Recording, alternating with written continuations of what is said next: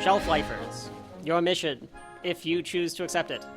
Sit through a 3.5-hour grueling podcast to learn whether or not the subject at hand belongs on your shelf.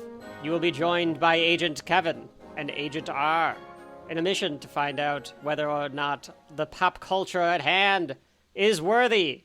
Will you accept it? If you choose to, remember, fake sponsors beware. This message will self-destruct in 5, 4, 3, 2. I am Agent Name Redacted. And I'm Agent R. And this is Shelf Life, a podcast that always self-destructs in the next 10 seconds, but also hosted by brother and sister team that bring you everything under the pop culture sun, one at a time, in great excruciating detail to determine whether or not the subject at hand belongs on your shelf, both physical and digital. We are in the Summer of Spies in Volume 6. Rachel, I don't know why I'm doing it like I'm going to bless. Shelf Life, Summer of Spies! Why are we holding our hands up? I don't know why I have my hands out like I'm doing the blessing at church. Like like the Eucharist is in front of me. Behold, ye, the 4K of the 1996 Brian De Palma film. Rachel, what is up for contention to the shelf today?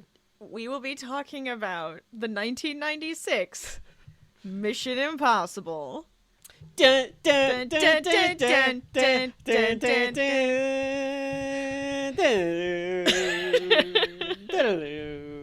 It is Mission Impossible from 1986. How many movies are there now in this thing? 8? They get a full Harry Potter out of this? They might. What's the one that's just coming out? Final Reckoning. Yeah, but what number is out. it? I think How it's many 8. Mission Impossible movies? There's 1, 2, 3. You are correct. There's up to 7. Yeah. And then this is so number 8.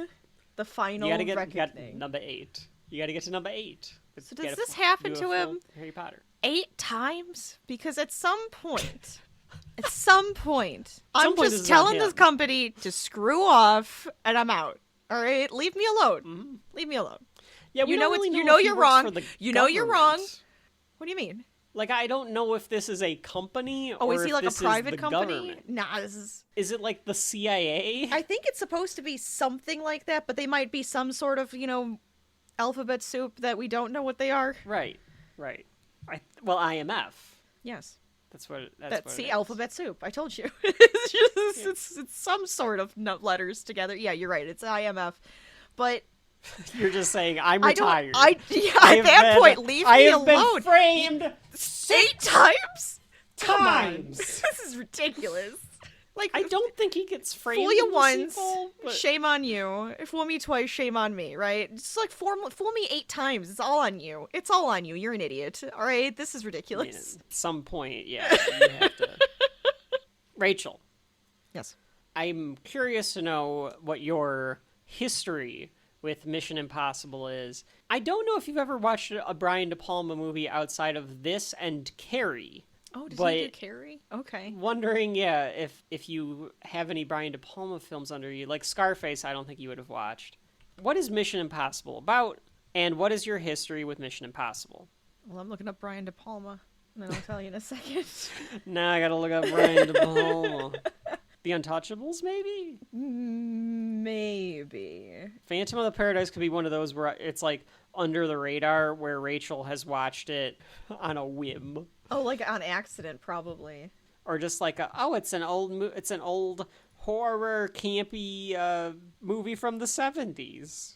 So I think I've only ever seen 2 of his movies. One That's of which I've finally actually watched, because I don't think I've ever watched Mission Impossible. I think I just know some of the famous stuff from it. I actually had no idea what it was about. All of a sudden, I was actually taken aback watching it. I was like, oh, okay. So I don't think I've ever watched it. Because of some of the scenes, because it has hit like cultural osmosis. Yes, of course. Yeah. So I'm like, well, I know of the scenes, but I didn't know the movie. So this was new for me, which is surprising. This is a spy film, of course, because this is Spy Summer, about an agent who gets framed, and his agency actually comes after him, and he has to try to, what's the word? clear his name. Clear his name in order to, you know, go back to work and do all his things and find out who framed him, who's a mole, what's going on. Yeah, because they reveal that there's a mole to him, which I think they would have to frame him. Because, like, what else would he have? All they're doing is, you're the mole. And then he's just like, yeah, so he's like, no, I didn't even know there was a mole. Him as the mole. They literally do, yes. But you've never seen this before. I don't think I've ever seen it before. I mean, I don't even remember ever seeing it. Like, I don't have any memory of it. I have a slight memory of it. Okay. I could be wrong because it could be a sequel or something. But I do think we rented it as a family in the 90s to watch it. Okay. But you would have been very young. Right, I would have been little. But I know I've seen this before. It's something very specific. Like, I wrote it in my notes. Those, like, little things like that, like, my memory was like, I kind of remember. But they're also tropey, though. So it, like, becomes something that's a part of something else that's spy. Or it's that cultural osmosis and you've seen the scene before and you just don't remember. So that's why I can't remember if I've actually watched it, and I don't know if I have, but I don't remember this as a whole. You would have been so young, none of it would have washed over you if you were watching it, and you probably weren't even watching it.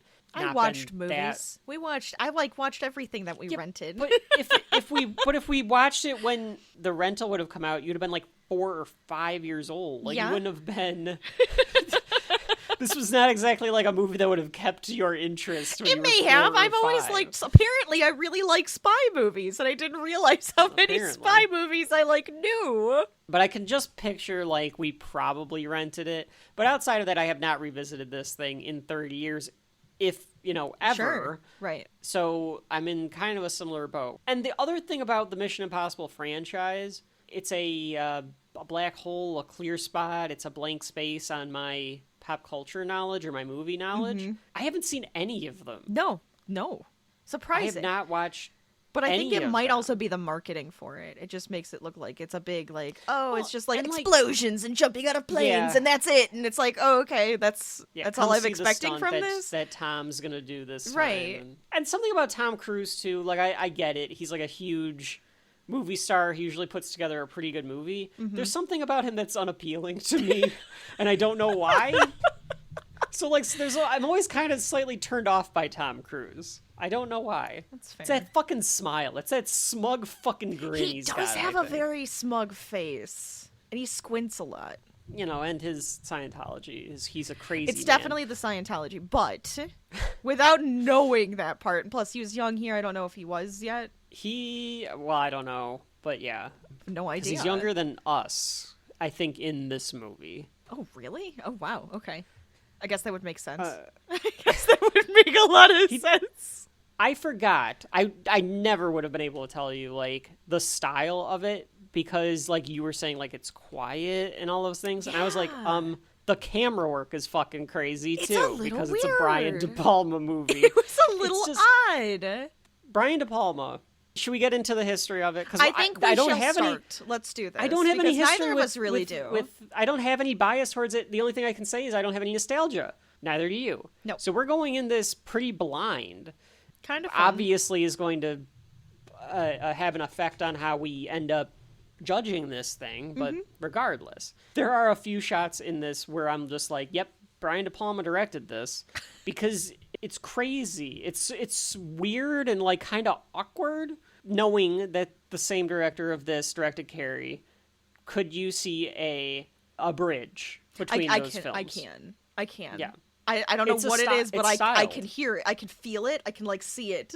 I'm like, oh, yeah, I can see it. When you said Carrie, I went, and I immediately saw something that got me to understand. Yes, very much like the Harry Potter franchise. When they get to movie 5, the director that does that 5th movie does it for the rest of the franchise. Yeah, but the first 4 movies is a different director every time. Okay. And it could have been kind of interesting if they would have kept that going, because then it could be just it's another mission. Right. Completely standalone. Yeah. With a totally different style. And if they would have made it so the director gets to do it however he wants. That sounds like a fun concept. I like this concept. That could have been really cool. So it was Brian De Palma It's this almost one. Doctor Who, but with directors. Exactly. John Woo does the second one. J.J. Abrams did the third one. Brad Bird did the fourth one. And then Christopher McQuarrie has done 5 through 8.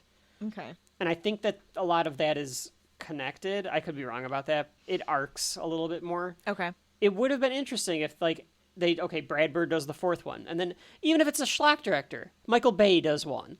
And then you get Ryan Coogler does one. And then Matt Reeves does one. Like, just do something like that. So where it's interesting. Christopher Nolan does one. Like, see if you can even get, like, prestige. Like, wouldn't that be kind of cool? I think it sounds cool. I think it sounds really interesting.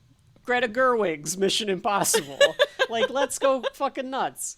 That could be an interesting concept for a franchise because the only thing that's keeping it. Key and Peele. Don't they direct? Isn't that one of their things? Yeah. I would love to see them doing it. That would be amazing. Jordan Peele's Mission Impossible. Yeah. It would just be called Impossible. It really would. He totally would. It's just impossible.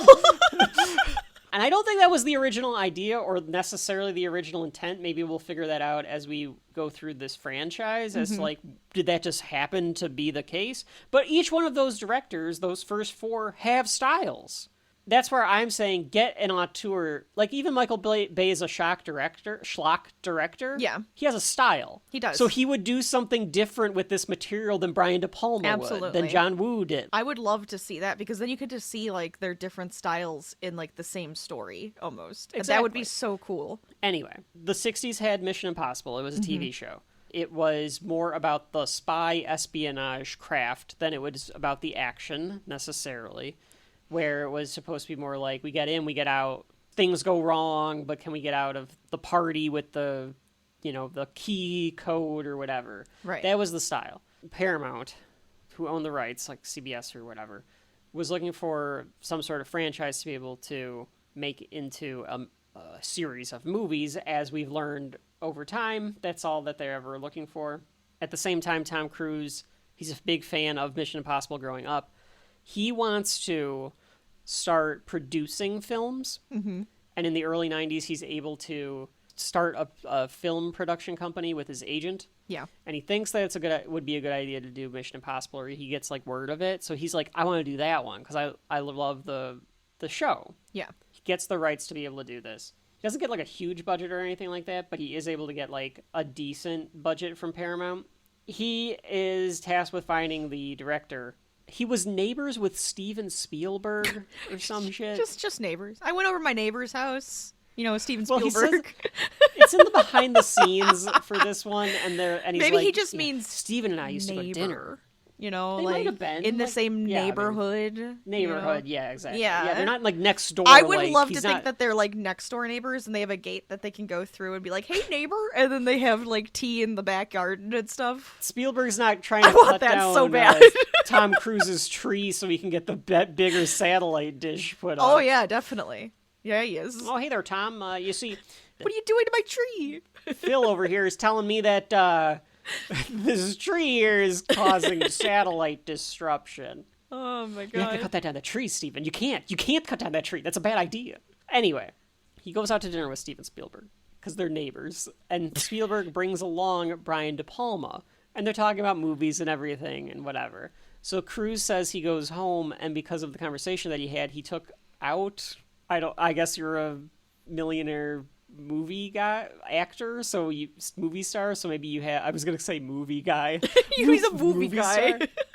So maybe you just have a bunch of Brian De Palma movies sitting around. He said he watched like 4 movies straight of Brian De Palma and was like... Maybe he has a movie room. He's just like us, Oh, I'm sure he does. He comes off as so like hyper... He all always the time, has, yes. That I could see him like watching 4 movies and be like, yes, this guy's gonna be the director. This guy's gotta be the director. Like, going nuts. Yes. So he asked Brian Palma to direct it, and De Palma's like, all right, I think I will do it. He wanted it, done his way or whatever. So De Palma hires his screenwriters and stuff. They end up wanting to change it up a little bit to make it a little more like action. Okay. They were going to have cameos just like you would today for a legacy reboot sequel, whatever you want to call it, of the original Mission Impossible cast. Right. Most of the original Mission Impossible cast did not like the script. in particular... Oh! That's well, gotta be disheartening, considering... Well, it's because it didn't have the same tone. Right. I think a lot of it had to do with the way that they all get killed, or like the Phelps character is a bad guy and he's not a bad guy. Got, like the double cross things going on, and De Palma wanted it set in Prague, so they did a lot of filming in Prague. He thought it was an interesting city, and you never saw it on films in America because it was part of the Iron Curtain before the 90s. You didn't get to film there. Of course, this thing's known for its stunts, its action. One thing that Cruise added was he wanted to... I can't remember if it was him or De Palma. One of them wanted to do something with the speed trains from, like, England and France. Right. I think Cruise had to, like, approve it, but I was like, didn't he, like... But I can't remember because I'm thinking in my head, like, didn't he want to do that? But either way, they had enough money in the budget to not film on the train, but they could rent a train and they could use it. But then they couldn't, like, run the train at high speeds, so they had to get these giant industrial fans. We're just going to set this train here, and you're going to pretend it's moving. I gotcha. But they were able to shoot everything, get everything done, and then they actually brought the movie in under budget and on time, which I think is a Brian De Palma thing. Wow. But for Cruise, it was, like, impressive because it was his first production. I think it came out in like a Memorial Day week. This came out on a Wednesday. Interesting. Because sometimes they would come out with movies on a Wednesday for a Memorial Day weekend, or even like a Christmas or something like that. And I don't know why that's an advantage, but I guess it is. You'd think you'd want it before the weekend. Maybe because people are going to travel, so they're like, go the days before you travel. Okay. Maybe? Well, okay, I see what you're saying. Yeah. And it grossed $75 million. In its first opening week, so there you go. There you go. With mixed reviews at the time. Oh yeah, here it says several cast members reacted negatively to the film. They were disgusted by the film's treatment of the Phelps character. Disgusting. And one of them walked out of the theater before the film ended. Oh my god. Peter Graves, who played Jim Phelps in the original series, disliked how Phelps turned out in the film. He had been offered a chance to reprise his role from the TV series, but he turned it down when he realized that the character was going to be a traitor. It's a total Tom Cruise project. Yeah. This whole franchise is a total Tom Cruise project. I'll give it to him on that because, I mean, he's funding it. He still would have to make money on it to keep it going. Right. This kicks off an action spy franchise that lasted, 30 years almost? Almost 30 years. Eight films in 30 years. I mean, they came out with one like every 4 or 5 years. Not bad for spacing, which is honestly. probably good. That seems like a good spacing. It allows you to miss it, and then it comes back. You kind of breathe for a second, and then you go, wonder if they're going to make another one, and then it pops up again. So it's an extremely popular franchise. It's an extremely well-done franchise. I think a lot of these movies are well-regarded. At least the action is well-regarded. And it is one of our first proper spy. He is a spy. They are actual spies. Well, as opposed to because we've done so far spies. in the Summer Spies, we did a character that was not a spy and people thought he was a spy. Right. It's actually, what is with all these tropes? Like, you can't just be a spy. North by Northwest, he wasn't a spy, but they thought he was a spy. Yes. And now Mission Impossible, he's a spy, but they think he's a traitor. Right. Just let me be a spy. I don't understand. Anyway, despite the fact that this is a franchise, despite the fact that it makes billions of dollars, none of that matters. No. Because Rachel and I don't know anything about the franchise. That's right. I only know this movie now. We've watched. Just that means there is only one question, if we choose to accept it. Does Mission Impossible have shelf life? Rachel, anything else before we hit the break? 3, 2, 1.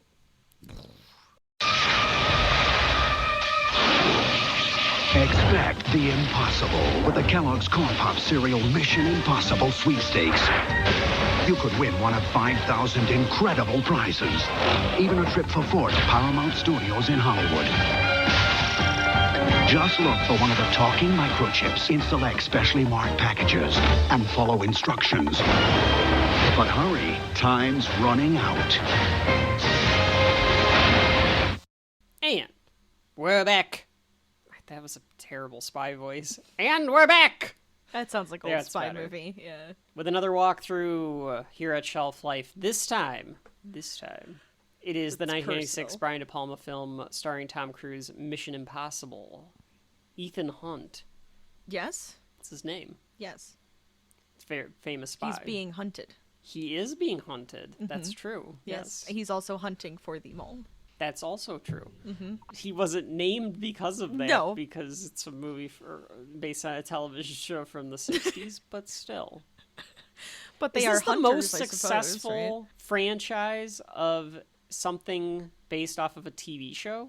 Like a movie based off of a TV show? Do you think so? It's I gotta guess it would be, make right? sense. Is there others? Well, like Dukes of Hazzard, there was a Starsky and Hutch. Yeah, I can see why I don't this know if one there does was ever- better. Yeah.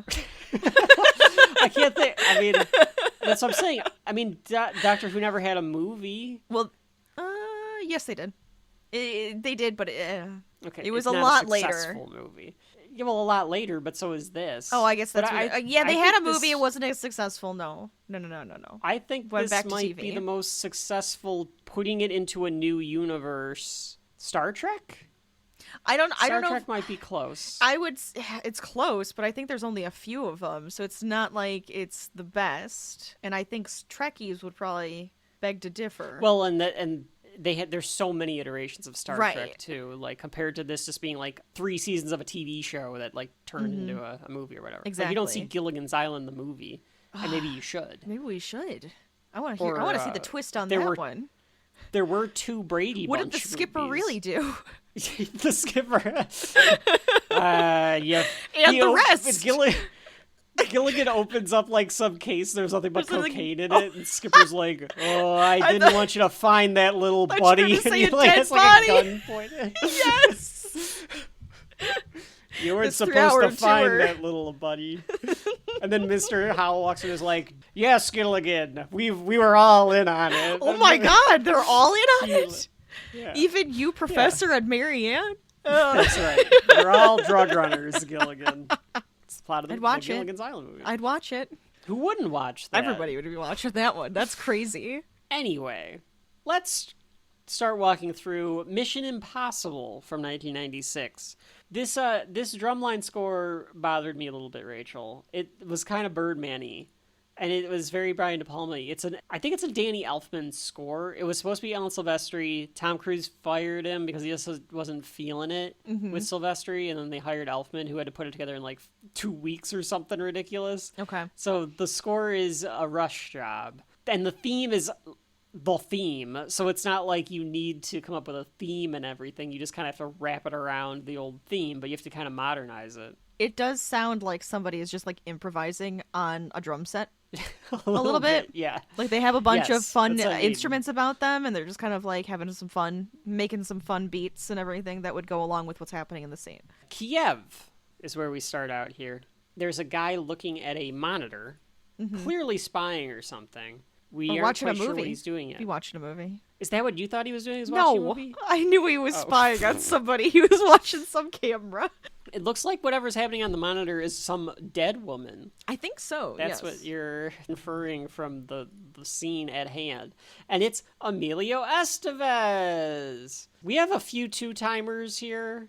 I In this, think we Emilio do. Estevez being one of them, along with Tom Cruise, because of The Outsiders. That's right. But, I mean, eventually we were going to Stay golden. Oh, neither of these guys were golden. One of them was like this little rat child. What was his name in that? I don't remember. 2-Bit? 2-Bit. Oh, 2-Bit. That's the one. I don't know what his name is in this, but his name in that was 2-Bit. It's like Jerry or something like that. Where is Rachel's gonna look now. She's like, I can't not find out what Emilio Estevez's name was. Where the hell is she's he? just gonna. She's like, oh, Gordon Bombay. Where is Is he not credited? I don't see him. Did he do this uncredited? Yeah. I Oh, think there he did is. it Jack uncredited. Harmon. There he is. Jack. Yeah, it says uncredited. He's Uncredited. uncredited. Wow. All right. Jack Wonder Harmon. why. Is he just buddies with Cruise? You think? Probably. It feels that way. From The Outsiders. Oh yeah, let's get the whole crew back together.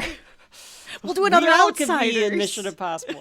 That'd be an interesting little thing to happen. All the Mission Impossible kids grew up to be spies. I could Aw, see that. Yeah. Why not? Yeah. Then Jim Phelps could be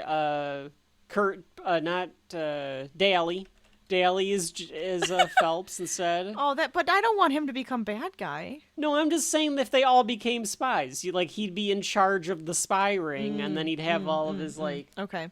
Two-Bit would be a terrible spy. He's actually I probably could see has the Daly right doing job in this with Emilio Estevez. It's just the tech guy. I don't see him doing much else. No, I don't. I don't either. Actually, I think this is it. Fucking Two-Bit. If we're grading these things on a spy, like you got to check the box. If Rachel's playing bingo, I love playing with bingo. the spy movies over here. Mm-hmm. Emilio is watching these monitors, and there's these two Russian guys, and the one Russian guy is mad at the other Russian guy for apparently murdering this woman. Yes. Or this woman being dead. It looks like a dead prostitute situation. It's something. That's the vibe I'm getting out of this. Probably, You know what I mean? or somebody. He picked somebody up, and she's dead. That's it. That's all we know. And the other Russian guy looks like he's like a military or something. I don't know, Something he that looks like some sort of boss. or mafia. Yeah, Maybe mafia. he looked mafia Yeah. boss to me. And they're trying to get the name out of this guy. Emilio's getting impatient, but they do get the name out of the guy. This is where the De Palma stuff starts right Yes. away. And some of it is 90s filmmaking when you're talking about like a thriller. Someone behind Estevez is dropping something into a vial, but you can't see who it is. It's just somebody behind him. And for a split second, you're like, are they drugging Emilio Estevez? Right. But then they show up on camera, and it's like this woman. So you put two and two together. So somebody's dropping something into a vial behind Emilio, but it's in the shadows and you can't really see. You can tell it's like a woman, and then the next second, this woman is on screen, and she's giving drinks to the mafia guy and the other Russian guy. Mm-hmm. So I think they drug him. Yes. And they do. Right. And then they just like start trashing the place. And Yes, it turns he out just that starts throwing stuff everywhere. But it ends up this being whole- a set. this thing was like a movie set. It looks like a movie set. All right.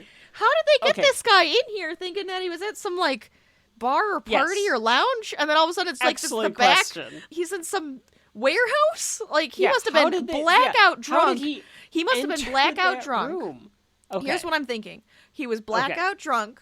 They dragged him in there, set up the scene, right? Because he's like, we're gonna go. I'll take you back to this room. Let's do that. Right. And then they set up the scene. He wakes up, goes, "Oh my god, I killed her," and he has this Yes. whole existential crisis. They Right. drug him again. Why? I don't know. To get him out of there. I They have to- guess. they have to I get don't him out of understand what there. the point of this scene was, but I guess because he gave him It's just information. to show. He must They have give given him They give him the name. information. They Yeah. give him the name for the next mission. Right. That's all. But I think it's just to show some spy work being done. But they got one thing out of this, like some weird information, then they Yeah, drug him they again needed to a get him name. out of the warehouse. It's like, That's all right. right. It was That's how you gotta do nuts. it. It was That's nuts. spy work, baby. The next piece of this means that we are in a heightened reality. Like, that's the only way that any of this makes sense. Otherwise, you're going to be questioning the logic throughout the entire movie. Because the Russian mobster guy rips his head off. His he's wearing a mask, and it turns out that it's Tom Cruise. And the mask quality goes up and down throughout this movie. It does, yes. I can't tell if we're supposed to truly believe that the masks are of a substantial quality, or if it is a heightened reality and you're just supposed to be like, just go along with it. The masks are that good. I'm going to say both. Okay. I'm going to go with both on this one. Because it's ridiculous, right? Like They are a little silly. It's a completely different actor, and it's a completely different actor this time, but the next time it's just Tom Cruise wearing a mask. Yes. So it's Like, it's like inconsistent in different that way. pieces and stuff. It is a little inconsistent. Like, this one almost kind of looked like him, too, though, for a second. And Do you then think he takes was actually wearing a mask? I If think so, that's he a pretty may damn have good been. job. I think he may have been. But Okay. also, when he takes it off, his head looks so much smaller that it's like, was he? So I don't know. The art director, Jonathan McKinstry and Fred Hole. I'm trying to find costume design would have been Penny Rose and Timothy Everest, and then there's a giant makeup department. I'm trying to think of like who would have designed the masks, and then the special effects people would have had to make it better. I don't know. Anyway, he rips this mask off, and it's just like, so you just kind of have to go with it. inject the woman that was on the bed in the set, and there's like a tense moment, or My it's supposedly a assumption tense moment. Is that she took something to make her heart slow down to almost stop. So this has to be like some like adrenaline or something that they're pumping her with. I almost thought it was going to come back in the movie. I did too. And it doesn't. There is a lot, quite frankly, of stuff that doesn't necessarily pay off. Yeah. In this movie. Yeah. There's setup and no payoff a few times in this movie. Yeah, yeah. I felt that. I don't know if there is payoff in future installments of the franchise, but it does happen a few times in this. She wakes up. There are drafts. We'll point out when it feels like there's leftovers from the drafts of the screenplay. Okay. Where there was like a love triangle between Phelps, Cruz, and Claire. It felt and this kind is one of of those awkward. moments where it's like, is he dating her? Because the way that he like, is relieved when she wakes up. Yes, but he never makes any advance toward her or anything. No. It's just these weird moments. It's some of these weird moments, and then but you're like, no, there's nothing there. It's very. We'll get to some of these, but it is odd in that moment. I agree with you though. I think they did that they like did something to her so that it like slowed her heart down to make it look like she was dead. Question though. Okay. Was that necessary? If no. the theory that guy holds was that not you're checking. right. No. Not a chance in hell. Not a chance in hell. You could have given her a sedative. Yes. You did not need to give her something that like you're afraid she's not gonna wake up from. Yeah, that seemed a little extreme. I agree with your theory that they pulled him in like blackout drunk and just then set up. That's how that's. And the so he only just way wakes that up he would going, have "Oh my not god, I did realized." it!" Right. Yeah, I think they went a little overboard with that. A little bit of overkill on that particular one. Mm-hmm. Did you find this whole scene a little campy? It was very fast. This was probably one of the fastest things that happened in the movie. De Palma. That's De Palma. It just felt a little like on the nose, old school. Yes. I think that's what it was. Very upfront. Yeah. Yeah, I agree with you. I think that would be an interesting thing. I mean, obviously, we're not going to watch all 8 of these movies back to back. We'll probably spread them out just as long as everything else the fucking world did, reality did. But it would be interesting to see the pacing of each one and how that's portrayed as well. It's very De Palma to me, though. Because Scarface or Carrie or any of these things will have these scenes that seem to drag on forever, and then a scene that goes rapid fire pacing, because that's his style. He's got a lot of style. This director has a lot of style. Yes. And it comes through a lot. And this is where I couldn't tell, too. Is it the 90s, and it's a spy action thriller by Brian De Palma in the 90s? Or is it just because of Brian De Palma that there's camp in this? Right. There's a lot of tongue-in-cheekiness to it. I feel like the tongue-in-cheek, don't know if that's though I like a intentional. tongue-in-cheek when it comes to spy stuff. I feel like that happens quite often. So and something tells me that nowadays, like the later movies by Chris McQuarrie are not as tongue-in-cheeky. I don't think so. Yeah. I bet they're not. I bet they're a lot more Jason Bourne, Daniel Craig Bond, self-serious. Mm-hmm. Like, it takes itself seriously, but the reality of, like, the ripping the mask off and all of this stuff, and you're right, Rachel, the set being broken apart, it's like, what the fuck? They just all of a sudden, like, we gotta get out of here. They're about to, like, drop off something at this warehouse that we decided to do this in. The theme starts.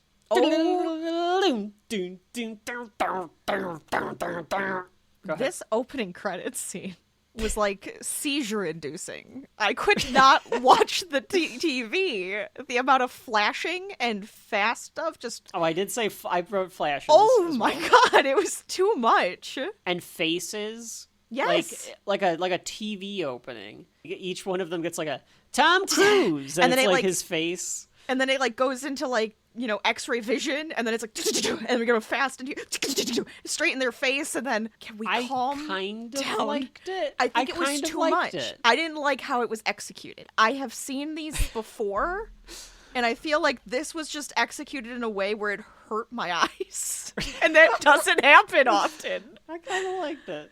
I like the idea of like this is another chapter. Sure. And you're getting a lot of spy tropes. Oh yeah. at the same time. No, I like the idea of it. It's just you just didn't like the execution. Yeah. It's setting you up for the twist that, spoiler alert, all of Ethan Hunt's crew dies. So it's setting you up for that because it's making you think that all of these people are going to be throughout the around movie. for a while. Right. It's like how another spoiler alert, the Suicide Squad starts. Yes. Where that they was all funny. die. I mean, it's two different tones though. Like that very was different done tones. extremely well. Yeah. Because I was about to say that one was done you're better, not but... supposed to laugh at this one. You're supposed to laugh hysterically you're at the fact going for that a different one... vibe. Yeah. And a good theme. I like the guitar version of the theme. That Oh yeah, the theme is it great. works pretty well. Even though it's got that 90s electric guitar theme, which was all the rage in the 90s, was using electric guitar on a score, which I'm mostly against, but it works here. I don't like it. John Voight is looking at a picture of someone whilst on a plane. Yes. This plane, oddly shaped. Do you find this an odd... Well, I think it's just I was small like, plane. There's something wrong with this plane. Oh yeah, you're right. Like the front of it, right, was like it like the Yes. way it like comes together. It doesn't actually like come all the way together. It's very like no, there's it's walls. Shaped weird. There's walls. Yes. It doesn't actually like. It doesn't round go up out. in a round. Yeah. Yeah. Again, are we in a weird reality? Is this because of the way that Brian De Palma films everything? But it feels like we're in a comic booky world. It does kind of feel like a comic book world. Yes. He gets asked by the flight attendant if he would like to watch a movie. And he's like, no, I prefer the theater, thanks. And the attendant is like, I insist. I think you should stay. I'll stay. That's true. She does. I insist suggest about you it. hit, sir. Mm-hmm. But I think it's I the way she also says it like because she says Hulu. something about Ukraine, and that She says maybe tips you'd him like off. something from Ukrainian cinema. Yeah. So that tips him off that like the mission was completed, so he has to listen to this cassette tape, which is, by the way, is love that not a it's cassette. movie. No, it's a It's a cassette tape. cassette tape. It's like legitimately a cassette tape. Oh, it was so funny to watch him take this little cassette and put it up, and then there's this little tiny screen that comes up that he has to watch it on.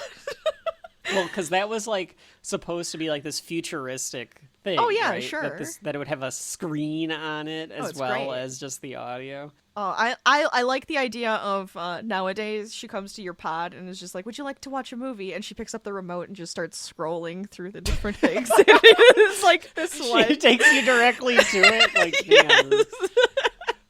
She has to hand you a tablet. Yes. And it's like, here. I think that's not a dead giveaway. No, it would be something stupid. You get an email. You just have to open up the email. Ugh. It's not as anywhere near like Spies at Home. Let us know, how do you get your missions? It's through a fucking email, isn't it? I hope it's still That's through not- fun ways where like somebody's handing off a letter to somebody else, and you all of a sudden they give you Yeah. like a weird code word somewhere, and the then you have garnish to... in the hot dog has a Yes. scroll in it that And you you're like, have to oh, unwrap. and then it's like, oh, the key word is mustard, and then you have to figure out the codes of what the Yeah. actual message is. Would you like some mustard on your hot dog? Or it's like No, a- thank you. I insist. This is the greatest mustard. You need to try it. Oh, Definitely not okay, ketchup, but mustard. put mustard on the hot dog. Thanks. Great, I got another fucking mission. All I wanted was a hot dog, and now I can't. You have to have mustard on it. Great. I mean, you can choose to accept it, I guess, but they want to tell you about it. Today's day and age with oh, good, I got a text message through my encrypted app. Great. That's not so exotic. Boring. I don't like That's that. not fun. No, it better still be fun. I can only hope. If I ever become a spy. One day. If we ever become spies, Rachel, like, which is our mission. You don't know if I here. am one or not. You don't know. That's also true. This is my could cover. be part of our cover. Yeah. This is our cover. Shelf Yeah. Life is just a cover. We were like, what can we do to enhance the cover? We were like, just do spy movies. People aren't going to fucking know. Oh, that's that, true. that makes it It's- even better. It's really fun. But as spies, or if we ever were to be spies, which could be, which we could take could it do up, it. maybe. I could do after our summer of spies is over. Maybe we'll know enough about it. I think we will. I want it in a more luxurious, more exotic way than just an encrypted email. I'd insist. I'd be like, I refuse to look at my email. If you want, you have to like write it in the sky. Nope, not doing it that way. Nope. A squirrel has to hand me a nut that I have to open, yes. and then there's a message inside of it. I want it to knock on my window so that I have to open it, and it hands me a nut. I want it to be that extravagant. I can't top that. So anyway, a spy briefing, of course. Hello, Agent Phelps. Your mission, if you choose to accept it, it does the whole thing. Mm-hmm. There's stolen code names and true names. So like the code names of all of these spies and then true names of all of these spies are on a list. Like a correlation what is the name of the list? table, The doc list or something like that. It's like all the listing of all of the names of all the spies that IMF has. IMF stands for the Impossible Mission Federation? What's the F stand for in IMF? Impossible Missions Force. Because they'd have to keep track of that. You know, they got to give them their I-9s and their W-9s that's and all of this stuff. Right. You don't want to be mixing those things up. That would be really They got to still frustrating. report their income, you know. Someone's going to steal, I think that Dimitri guy is going to steal the list of names from an embassy in Prague. And if he accepts this mission, what if you say no? What if you don't accept the mission? I guess they get somebody else. Do you think so? They must. That would make it more like they're freelancers, though. But they are. You know, I think that's the whole idea. IMF is all on Fiverr now. We get all of our agents on Fiverr. Oh my god, what would they call it? What would be the spy Fiverr? It's not just Fiverr. Spiver? Oh my god, it's Fiverr. That's so dumb. All of the agents are on Spiver. This Ethan Hunt's worth every penny. He's got 5 stars. Wow. Oh, a lot of 5-star reviews. Look at those reviews. A lot of there's got to be a Spiver. I know there's a Spiver out there. We just don't. Like it's on the dark Spiver? web. We can't find it. Yeah, it's out there. If he accepts the mission, he has to apprehend the Dimitri guy, and he's going to have to get the codes back, or let him get the codes. Like, it's almost like entrapment. They have to like get him to get the codes and then arrest him. Right. He's gonna have to do it with his usual team with Ethan Hunt as the point man, and then the tape self-destructs. And then because it's 1996 and it's like foreign air, he lights a cigarette. Oh, he does that to cover the smoke. Yeah, I figured that one out. I was like, of course he like lights up a cigarette, and then I went, oh, he's covering the smoke because the thing self-destructed. Mm-hmm. You can't just say my cassette player broke. I mean, that's why it overheated. My cassette player overheated. The tape is all stuck in the machine now. I don't know what I'm supposed to do. Yeah, I suppose. You're not like, come on. I mean, then you just look like an idiot. This is one of those scenes, Rachel, where I think you're right. The lack of score, and like the only thing that you can hear in the background is like that plane noise, that hum. Yeah. It just makes it feel this awkward. Uncomfortable tone. Yes. I felt very like, what's happening? Rachel was getting anxiety for watching Mission Impossible. We cut to Prague and John Voight. John Voight is playing Phelps, by the way. He's like the mission control guy, I guess. Yeah, he's like the elder spy. Yeah, he's like his mentor. He's like the one who put the team together. So he's kind of like, he just controls what they do type of thing. Yeah. He gives them their missions. He comes up with the plan. He's their Zordon. Yeah. But Zordon also gets missions from Mission Control. Yes. Yes, that's true. I was trying to figure this out, Rachel, because he's alfalfa, I guess. John Voight was born in 1938, right? And he's crazy now. Yes, I actually also looked up his age. Yes, go on. Okay. So that would make him, 58 years old right now? With that what we're talking? Okay. Emmanuel Birart, who was playing Claire. Yes. Mm-hmm. Mm-hmm. Okay. I also looked this up because I was like, is she his? Wait, what? They're married? Yeah, okay.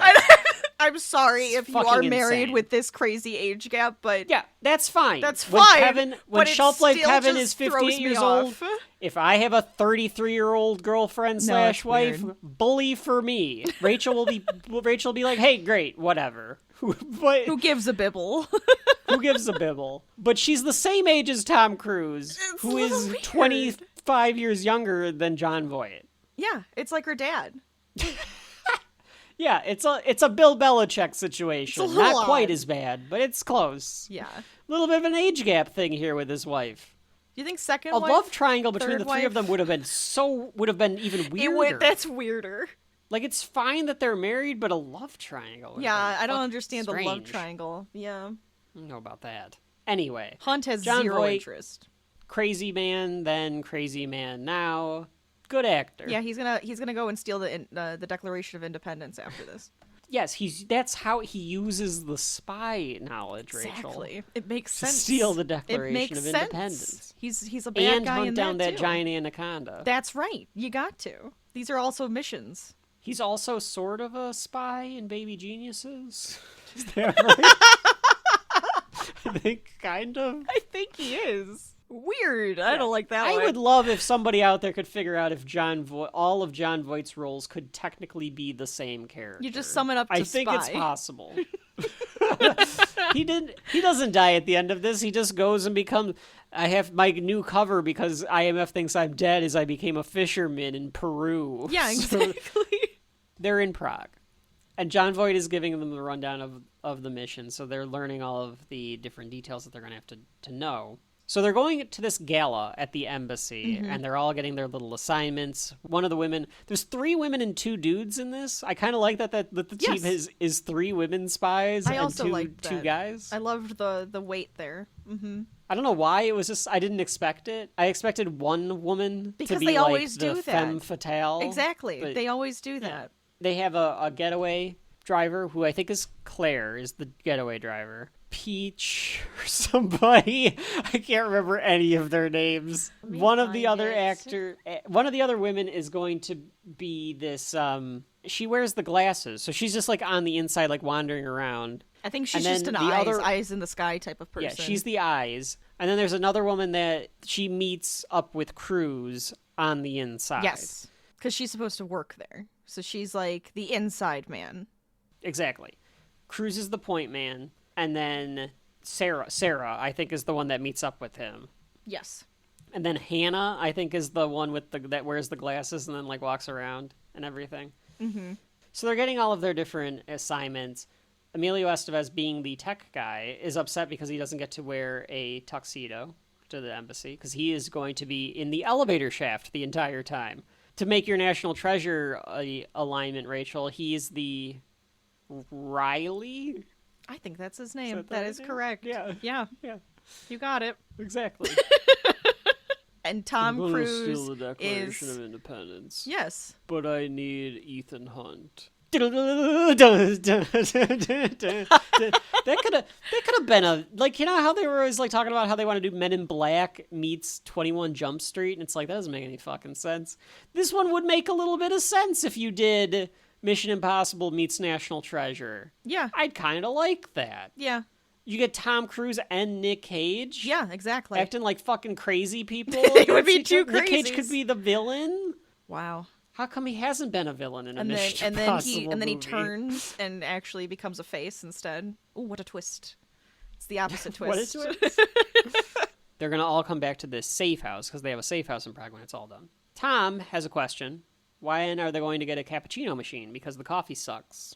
And they all ha ha ha ha ha. Because they're all so They're carefree. all buddies. They all know each other so well. We learned that Jim's wife is Claire here, despite the age gap difference. It's fine. It's fine. It was It's just fine. jarring. It was just a bit jarring because I It was just very jarring because I kept 'Cause I kept thinking in my thinking- head. Here's the problem. Here's the problem with having an age gap love like this. One, you're right, Rachel. She could be his dad. He could be her dad. Hey, she could be his dad too. It's true. No, we're very progressive on Shelf Life. you could be 25 and a dad of a 50-year-old. It's possible.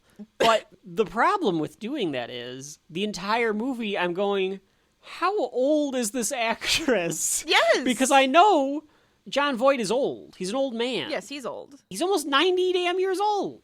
Thinking the entire movie, how old is Claire? It's just one of those things that just It took me out of completely it. threw- It was threw one of the me most off. unrealistic things of this entire movie.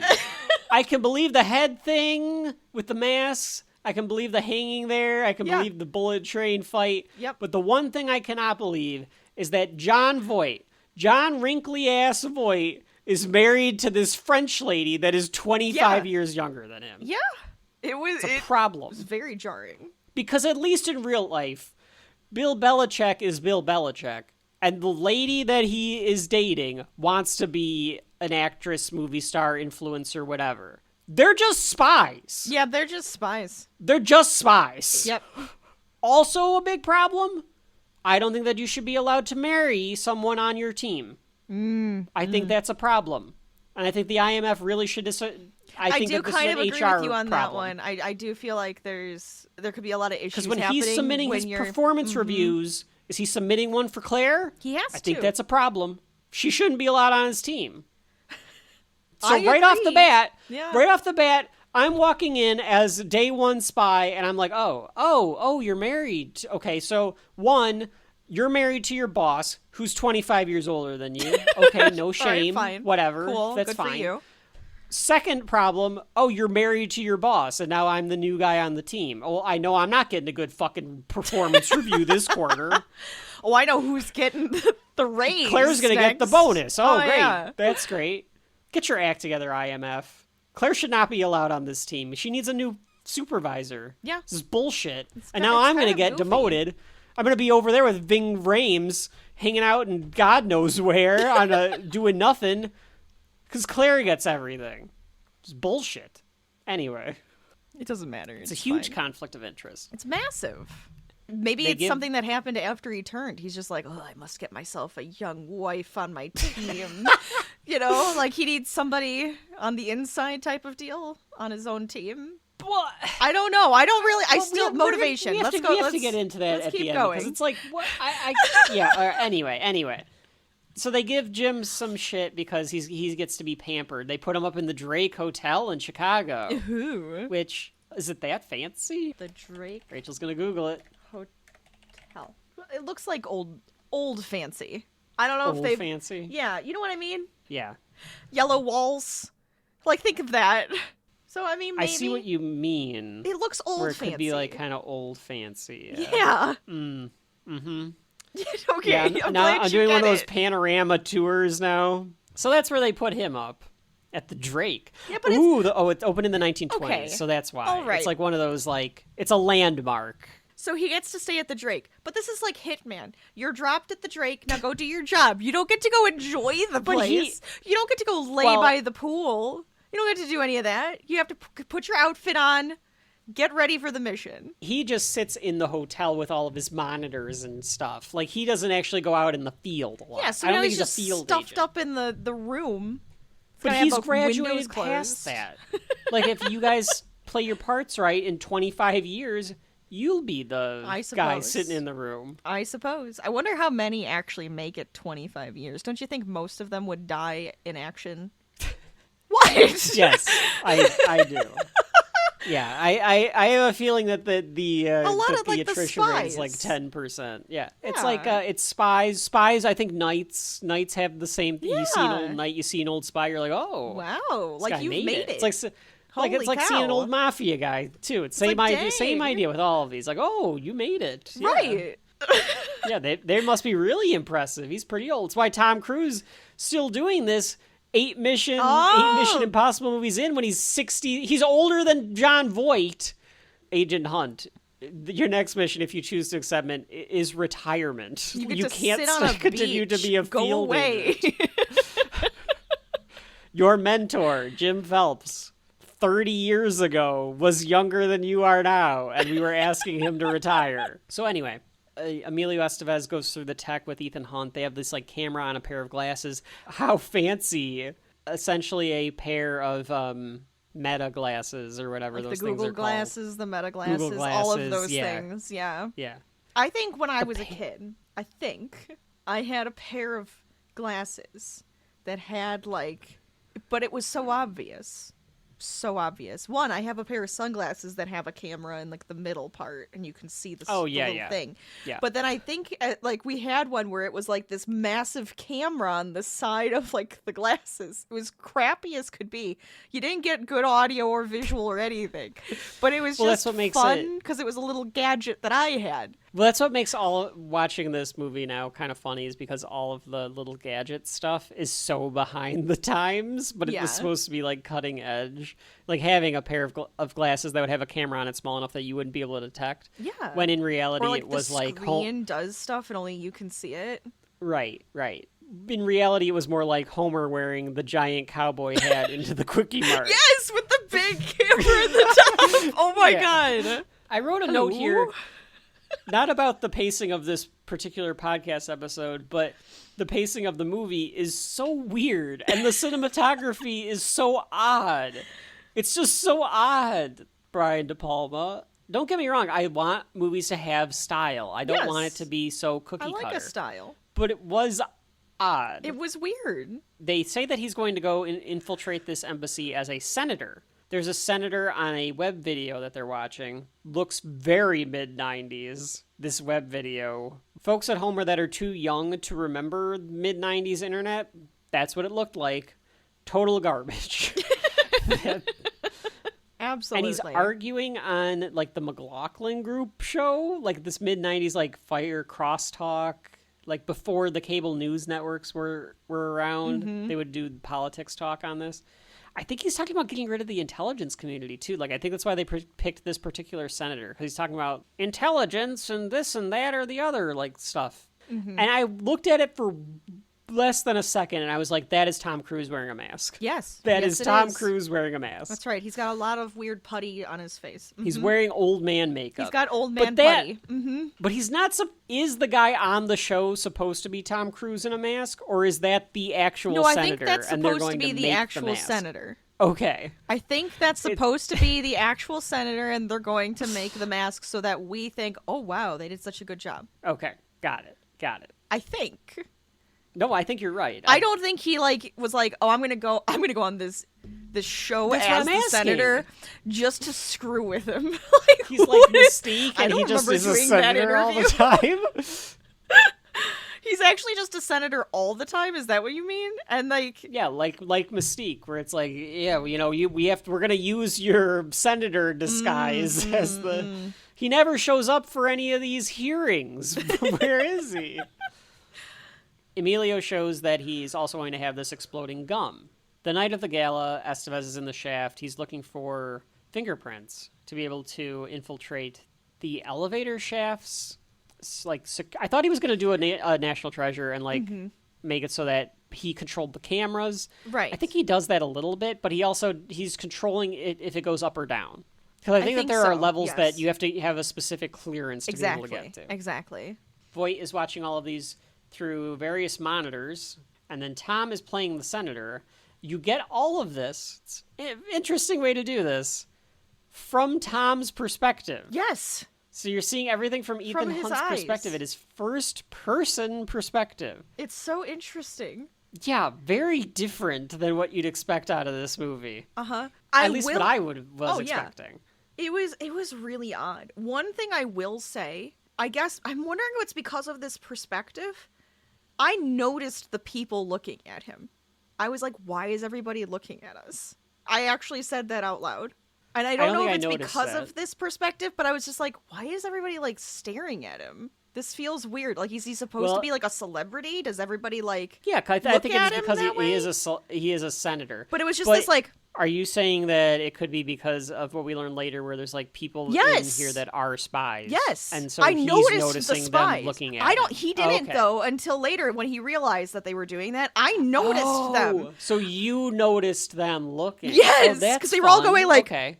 They were all doing that eye thing and like staring at him, and I'm like, what is with these like people staring at him? It was very weird. That's good though. I mean, that you noticed that, so then like on the second watch through, I'd be able to see them looking. Okay, yeah, they were looking. Fun. That's good setup then. All right, I like that. And I don't know if it's just because of the perspective. So, like, when he would shift and all of a sudden you'd see, like, people staring at you, like, you'd notice people staring at you from that perspective. Your question is, if it were just them walking through and there were people in the background and they were just looking around, I don't think I would have noticed it as much. Interesting. Yeah, maybe that is by design. I mean, it is by design. It's Brian De Palma. It is by design. But I wonder if that's a trick of your brain. It could be. That you noticed it. I didn't, but that's that's just my own fault then. One horrible spies. Okay, because Yeah, they stood out a lot. He's right yeah. there. I thought was they like, were looking because of how Jesus. terrible the makeup was. They're like, Which this is what man, I that's not also a real thought. old man. I also have That's thought a man wearing putty. because I was just like, maybe they noticed something weird about him because like we haven't seen his face yet. And when we do, it looks ridiculous. They spray the Dimitri guy Yes, with because he's like the target. something. It's something Yeah. that you can only So see in a that- specific light. Right, so that when Hannah puts the glasses on, she can keep track of him Right. throughout the floor, so she doesn't have to, like, follow him directly or whatever. She can just Gaze. see where he's at. Right. Good little Hitman, No, I like technology that. would have been. I like that Yeah. actually. It's almost like like Hitman where you're just like, or like if you're in Batman mode and you're like detective mode. Where are all the people? It's like that. Yes, old school it's spray. detective mode. Yeah. Sarah and Ethan go to this area that they're supposed to be able to get up the elevator shaft to go to like a specific floor. What is the fingerprint thing? Because it goes to a guy that is like tracking each fingerprint, and they like get like hits of like they belong there, and then it takes a while to find it, and like it alerts someone that like Okay, so they what might be in the wrong happens spot. is Jerry, right? Jerry, Computer yeah. guy. Gary? Gary or Jerry? Jerry Gergich. I was thinking Jerry from Totally Spies. Is it Gary? No, I think it's Jerry. I think we Okay. established it. It's Emilio confused Estevez. Jerry gets stuck in the elevator, right? It starts to move before he was ready, so he gets like stuck in the side of the elevator. And That's right. they're supposed to have what he's supposed to do is actually get her uploaded into Access. Yeah. the, In the database so that they have her face and thumbprint. So that they know, okay, you do have access here. Because what he's doing is taking her badge and going, I'm going to make sure you're supposed to be over here. And they're just checking the Right. database. And it's Right. taking forever because it's not finding her until he actually gets it uploaded. And then they like berate, oh, Jack. It's Jack Jack! for being late. Jerry, Jack. Gary, J I don't name. know. It's a J. This When he is where gets I into was the like, system- this didn't feel very tension for me, though.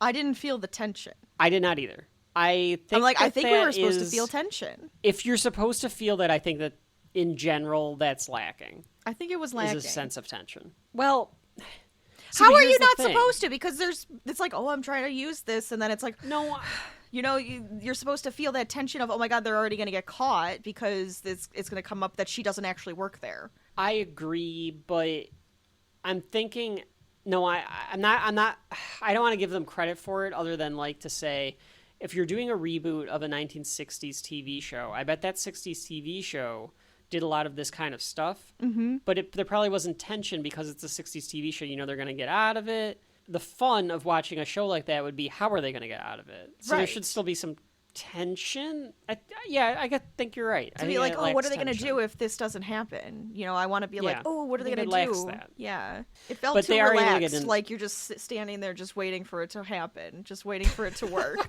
It's like I gave Like, somebody we my know it's gonna card, and they're work. just like, oh, hold on, the computer's just really slow. Like, that's what it Yeah. felt like. I was just like, Yeah. oh, okay. They are able to get in, and it allows them to go into the elevator.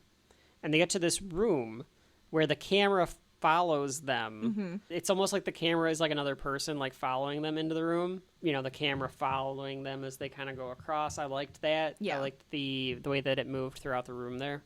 And then the coloring of the movie too, Rachel, the color grading. Yes. I thought was a interesting touch. Not necessarily color grading, but just it's on film, so it has a certain color grade Right. to it to begin with. But then the way that he uses colors in the background to emphasize different stuff Yes. sometimes, especially in the action scenes or in the fog that apparently overtakes Prague during the night.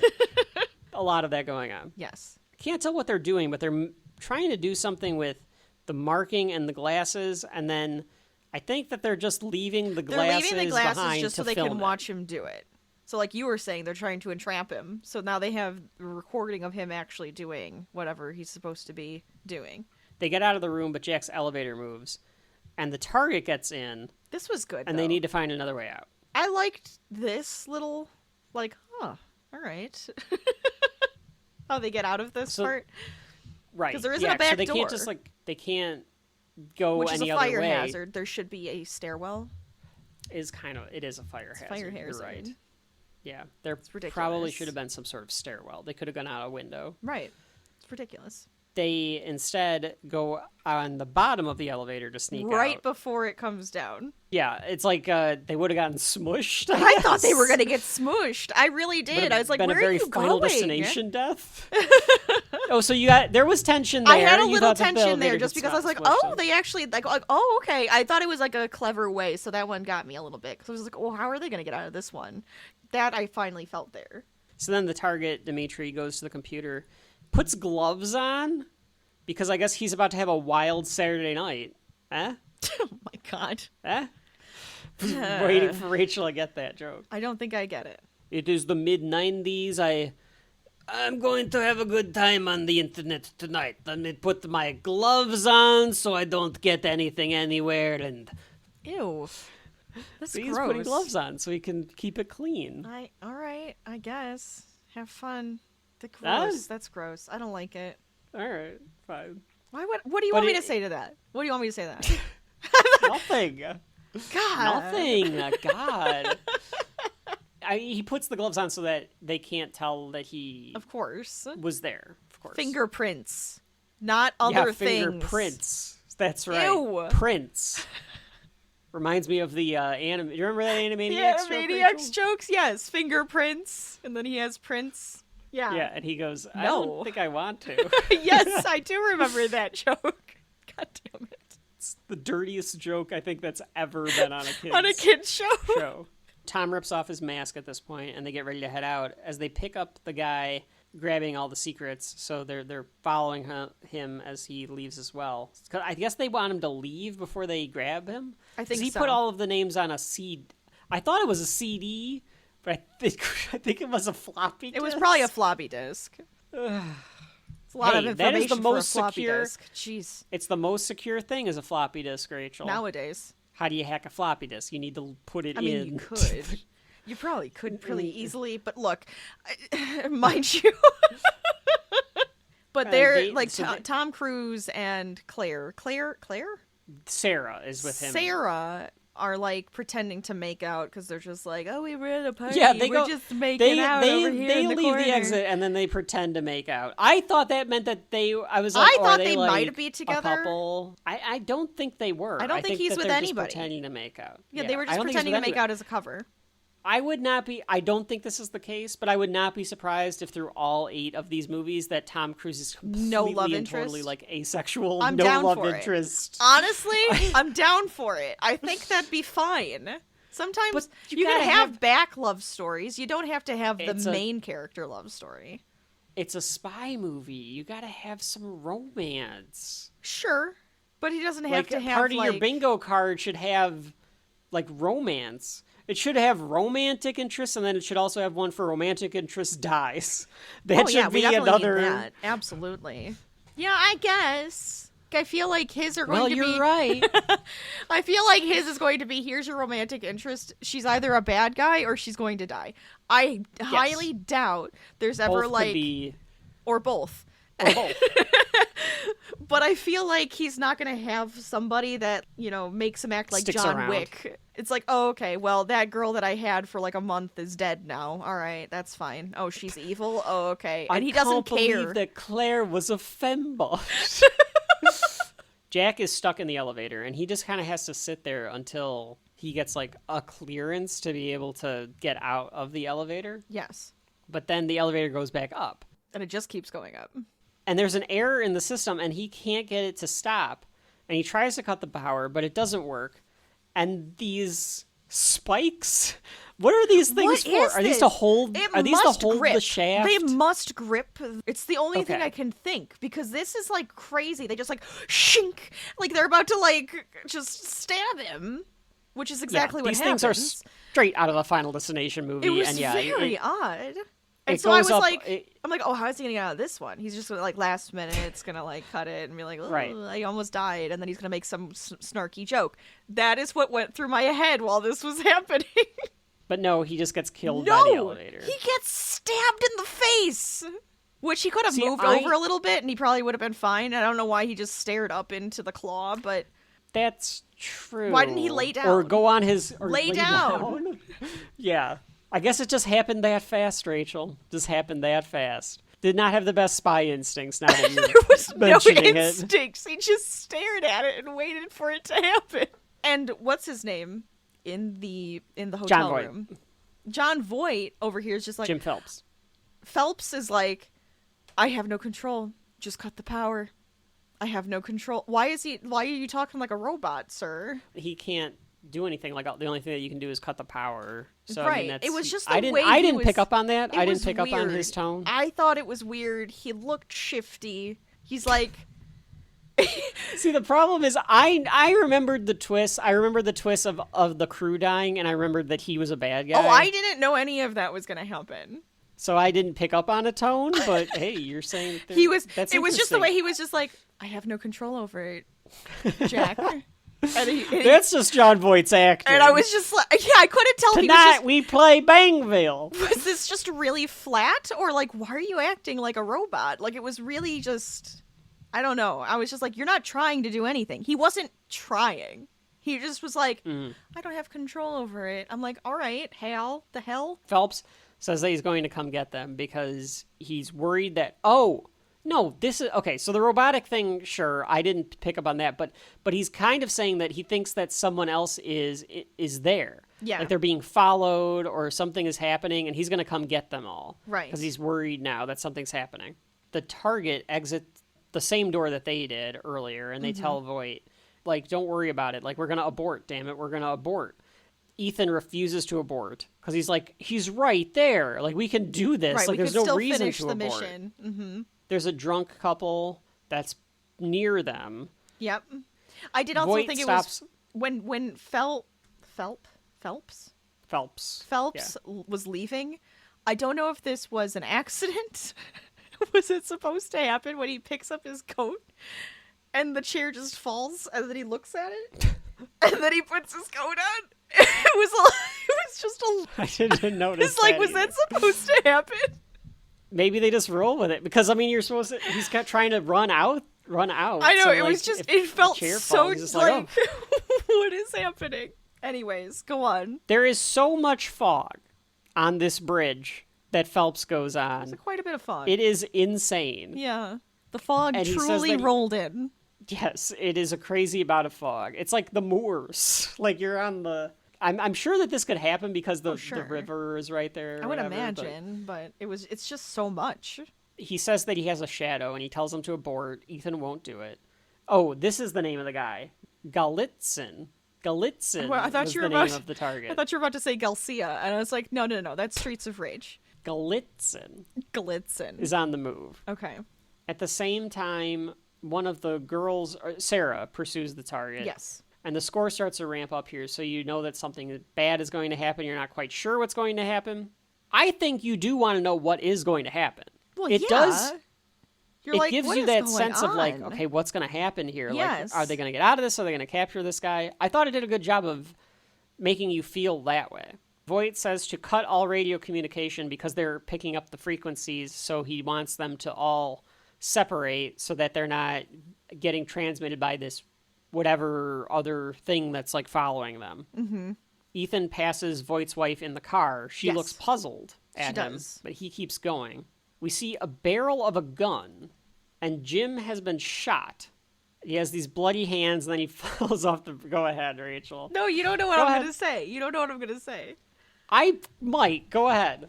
Okay, so yes, it what looks you learned... really obvious. You think so? I thought it looked so obvious. Interesting. Okay. Maybe I don't know. I thought you were going to get him for the over-the-top acting. Of like, Well, I thought it was really... the way they shoot it is that he's, like, on the ground all of a sudden, and then he gets up and he falls over the bridge, and I'm just like, why did you get up? Why are you falling over the bridge? Like, play dead if you think someone is trying to kill you. They hit you point blank. Yeah. They already think you're dead. It's fine. I thought maybe they were going to push him over, but then there wasn't anybody there. Yeah, the like shooter, they shot him and walked away. Quote unquote runs off. Yeah. Yeah. But he gets shot and he falls off the bridge. So now Phelps is dead. I thought you were going to get him for, and I can't remember if they show it here or if they show it later, the over-the-top acting of him being like, oh, why? Yeah, he does. Why? He does do that where he's just like, and like his guts are falling out, and then he falls over the side of the bridge. Hunt tries to abort now, because of course now he wants to abort it after the other guy told him not to. Right. Your boss tells you not to, you don't do it, and you realize that he was right all along, don't you, Ethan Hunt? Asshole. Yeah, he was right all along. I really thought you could see the... I guess I'd have I'm to not go back gonna say it and now watch because again. now I feel like it just sounds ridiculous and I'm just making it up. But I really thought, why does that look so awkward? I'd have to go back and watch and see. Okay, but we don't have to. It's fine. It's fine. I won't say I said that. It's fine. I'm telling Sarah because that is what happened. All right, that's fine. That's fine. I guess I could be a spy because I can apparently pick up on There you weird go. shit happening around me. She can do it. All right, go on. Sarah has fallen through the TARDIS and is now in this Jack the Ripper set. Oh my god, yes! Somewhere on a funky ass dock. It's so she's really in cool looking. 1880s London or some shit. Mm-hmm. I mean, they shot this in Prague, so it's actually It just looks open really air in beautiful. Prague. Yeah. Clearly, dude knows that something is up. Like, I'm like, Sarah, he's clearly leading you down this Riverwalk empty alley. I thought he was gonna like attack her. He knows he's being followed. I felt the same way. And then the car blows up, presumably with Claire inside. Well, I think you it's see the other Hannah person. get in the car. You see Hannah look around, look confused. She gets in the car, and then boom. Yeah. She gets in the passenger side. Galitzin makes a jolting movement, and the drunk couple notices. Yes. And then he's being murdered from the other side of the gate. He's being stabbed by Jack the Ripper, presumably. Presumably. Yeah, that couple, that was another one for me that I was just like, well, you're suspicious. I figured they had something to Do with to something. Do with it, 'cause, like, Right? Tom is running because this is his franchise and that's his thing, is running. So he's got to run. I wonder if this is the first time he like did the Tom Cruise run, because it's a very specific run, Rachel. It's not just like a jog or even a sprint.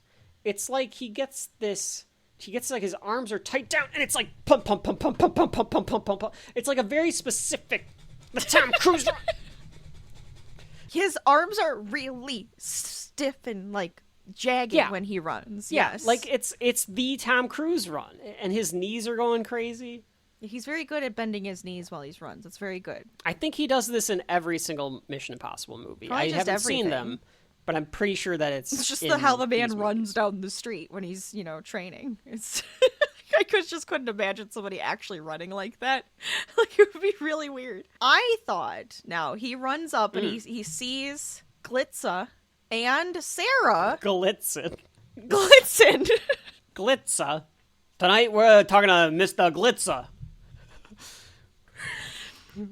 Anyways. Anyway. He sees Glitzen, like, hanging into the bars. And so is Sarah. And all I kept going was, why the hell are you standing there? Why did you just let this man stab you? Yeah.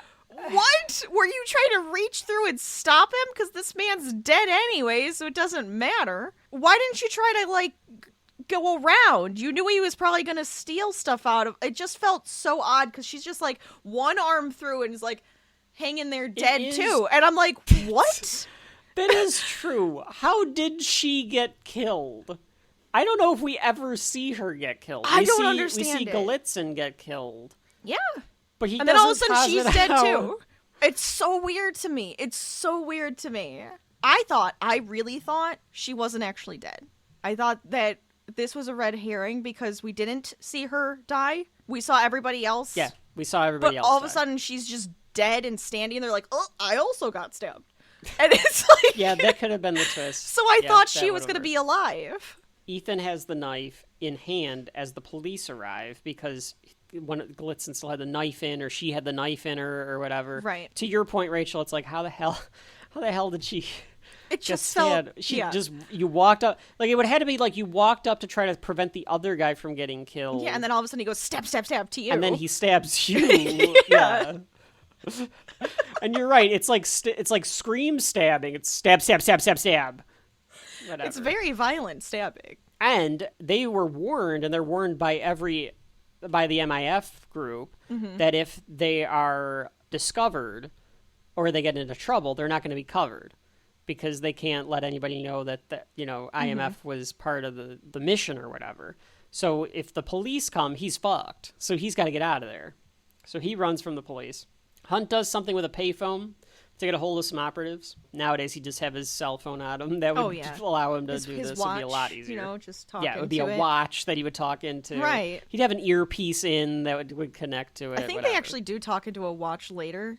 That's true. They're probably just like walkie-talkies. This is like, no, this is actually my phone. This is how I get to the Technodrome. What's the thing in Power Rangers called? In Power Rangers? With Zordon. To make my Zordon come back. Communicator? The communicator. Yeah, that doesn't but seem right Command either. Center. Command Center.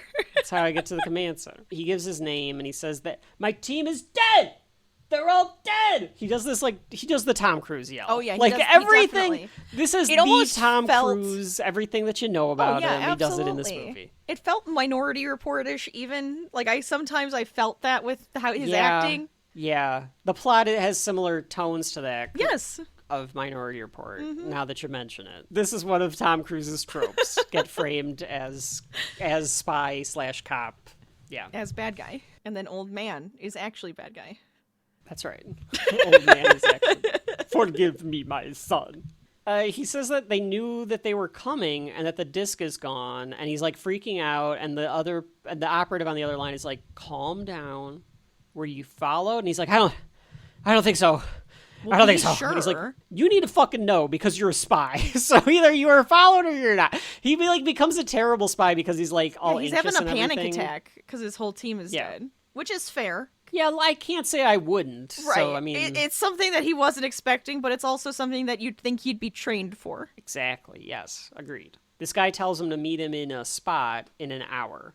So he goes to this restaurant that is open, presumably, in the middle of the night. Yeah, but mind this you, could be true. in Prague. This could be All true. right, it's Europe. You're Yeah. right. In Yeah, the they're United just States, hanging this out. restaurant would not be open. They're still hanging out 6 hours later when they sat down. They're having some more smoking coffee. cigarettes. Yeah, they're smoking. Yeah. This is my 10th cup of coffee at like 11 o'clock or like 1 in the morning. I mean... I need to be up in 3 hours. Just stay up the entire night. Here's another cup of coffee. I don't know. I can't do a Czech accent. It's just Russian mixed with Parisian. Yeah, that's kind of what it felt. That's what I felt. So this looks like an evil villain lair. It does. I don't know why IMF decided to meet with him at Dr. Evil's aquarium and sushi restaurant. I love that. But I guess that's where they decided to meet. If anything goes wrong, meet at the aquarium / sushi restaurant that's open at 3 in the morning. That won't be suspicious at all. It's not. I don't understand you're questioning this. It feels like Dr. No. It does. I own a sushi restaurant in Prague, Mr. Bond. It's my I also most have a legitimate rocket source underneath of that income. one. It's a very... I sold sushi to the IMF agents in my restaurant in Prague. They don't realize that I'm listening in on every conversation through a clownfish with a microphone attached to it in the ceiling. I love that. This looks very De Palma. This looks like straight out of Scarface. Okay. This thing. I could see it. gotta I've never tell seen you. Scarface, but I already can see it. I did not realize, I guess, because they talk about in the behind the scenes, there's a stunt that happens here where the aquariums blow up. Yes. And the water gets everywhere, and that's how he's able to get away. It's a lot of water. I was like watching it going, there's no way that aquarium had that much water in it. Oh, yeah. I didn't realize that there's aquariums in the ceiling. There's like an entire floor of aquariums. Like in the scene, like if you look up, there's just fish swimming above you, like you're in like a tunnel with the sharks. Yes. What? I didn't realize that either. I just kind of assumed that it was just a massive tank. No, that, you like, see went it up, as he's walking too. into the restaurant. Because I Oh kept saying, like, my there wasn't that God. much water. That tank wasn't that big. But it's because there's aquariums above you. I don't know if I trust that. I wouldn't Yeah. live there. That would make me very anxious. You're eating there. You're an evil villain. You're Yes, like, you you're know right. what you're getting yeah, you're into. right. You're right. This guy he's meeting, There's- though. Okay. He's such a weasel. The acting on Kittredge is so all over the place. like the I think on worst. purpose. He's such a weasel. I think it's on purpose. So there's this kind of unassuming supposed to be in dude sitting charge. like across from him. There's these terribly ugly chairs. The decor in this is tacky as all hell. The curtain Tony walls. Montana would have it in his fucking mansion for sure. Oh yeah, we're gonna have fish in the ceiling. Like you can see him doing that in Scarface. Oh my god. The guy tells him that who ends up being Kittredge. He's like an operative. He's like, I figured he's like on par with Phelps. He's like another Phelps. Do you think he's another Phelps? I think he's like internal affairs style of Phelps. I felt like he- this guy was working in the mailroom. Like he didn't belong here. Like he did not belong here. Like See, I thought he was like internal affairs, no. internal audit. I think like he's supposed to he's be. HR. Okay. You think he's HR? Okay, because this Yeah. man is so The bad at acting his is- job. He's so bad at his job. Explain. Okay, so I just feel like he is a bit of a weasel. He kind of has this Sure. squirrely attitude with everything. But that's because He he's the seems red like herring. nervous and like the whole time. And then he also like is really bad at it. He gets stuff wrong. Is kind of like, oh, gets and a we're lot doing this. wrong. We're He doing does. this in this like the wrong place. And like, why did we choose You don't to think do that that? his competence is proven at the end, though? His like, competence? decodes What competence? Did I miss the Fair enough. competence? Competence? Is the competence No. in the room with us? We'll we'll talk about it. Maybe I'm wrong. We'll talk. I about don't know. I could be wrong. I could have looked at this guy and went, I don't care what he has to say in the rest of this movie. It bothers me. Kittredge gets him a passport, all of the stuff he's going to need to get out of town, and Hunt says, I blame myself. You know what? I don't blame myself. Kittredge says that he sees his point. Like, I can see why you blame yourself. Hunt is like, well, can you answer me this? Why were there a bunch of other IMF agents? So he points out that he realized that all of these other people... he starts looking back at it. He starts analyzing everything that happened, and he realizes, Question. Oh, wait. Do we get the answer? Does Kittredge say that there were a bunch of IMF agents because of the mole? That Yes, they they were didn't watching trust him. the team? Okay. yes. Okay. I was going to say, do we ever get the answer? Yeah, but it that is was because there was the mole. Yeah, exactly.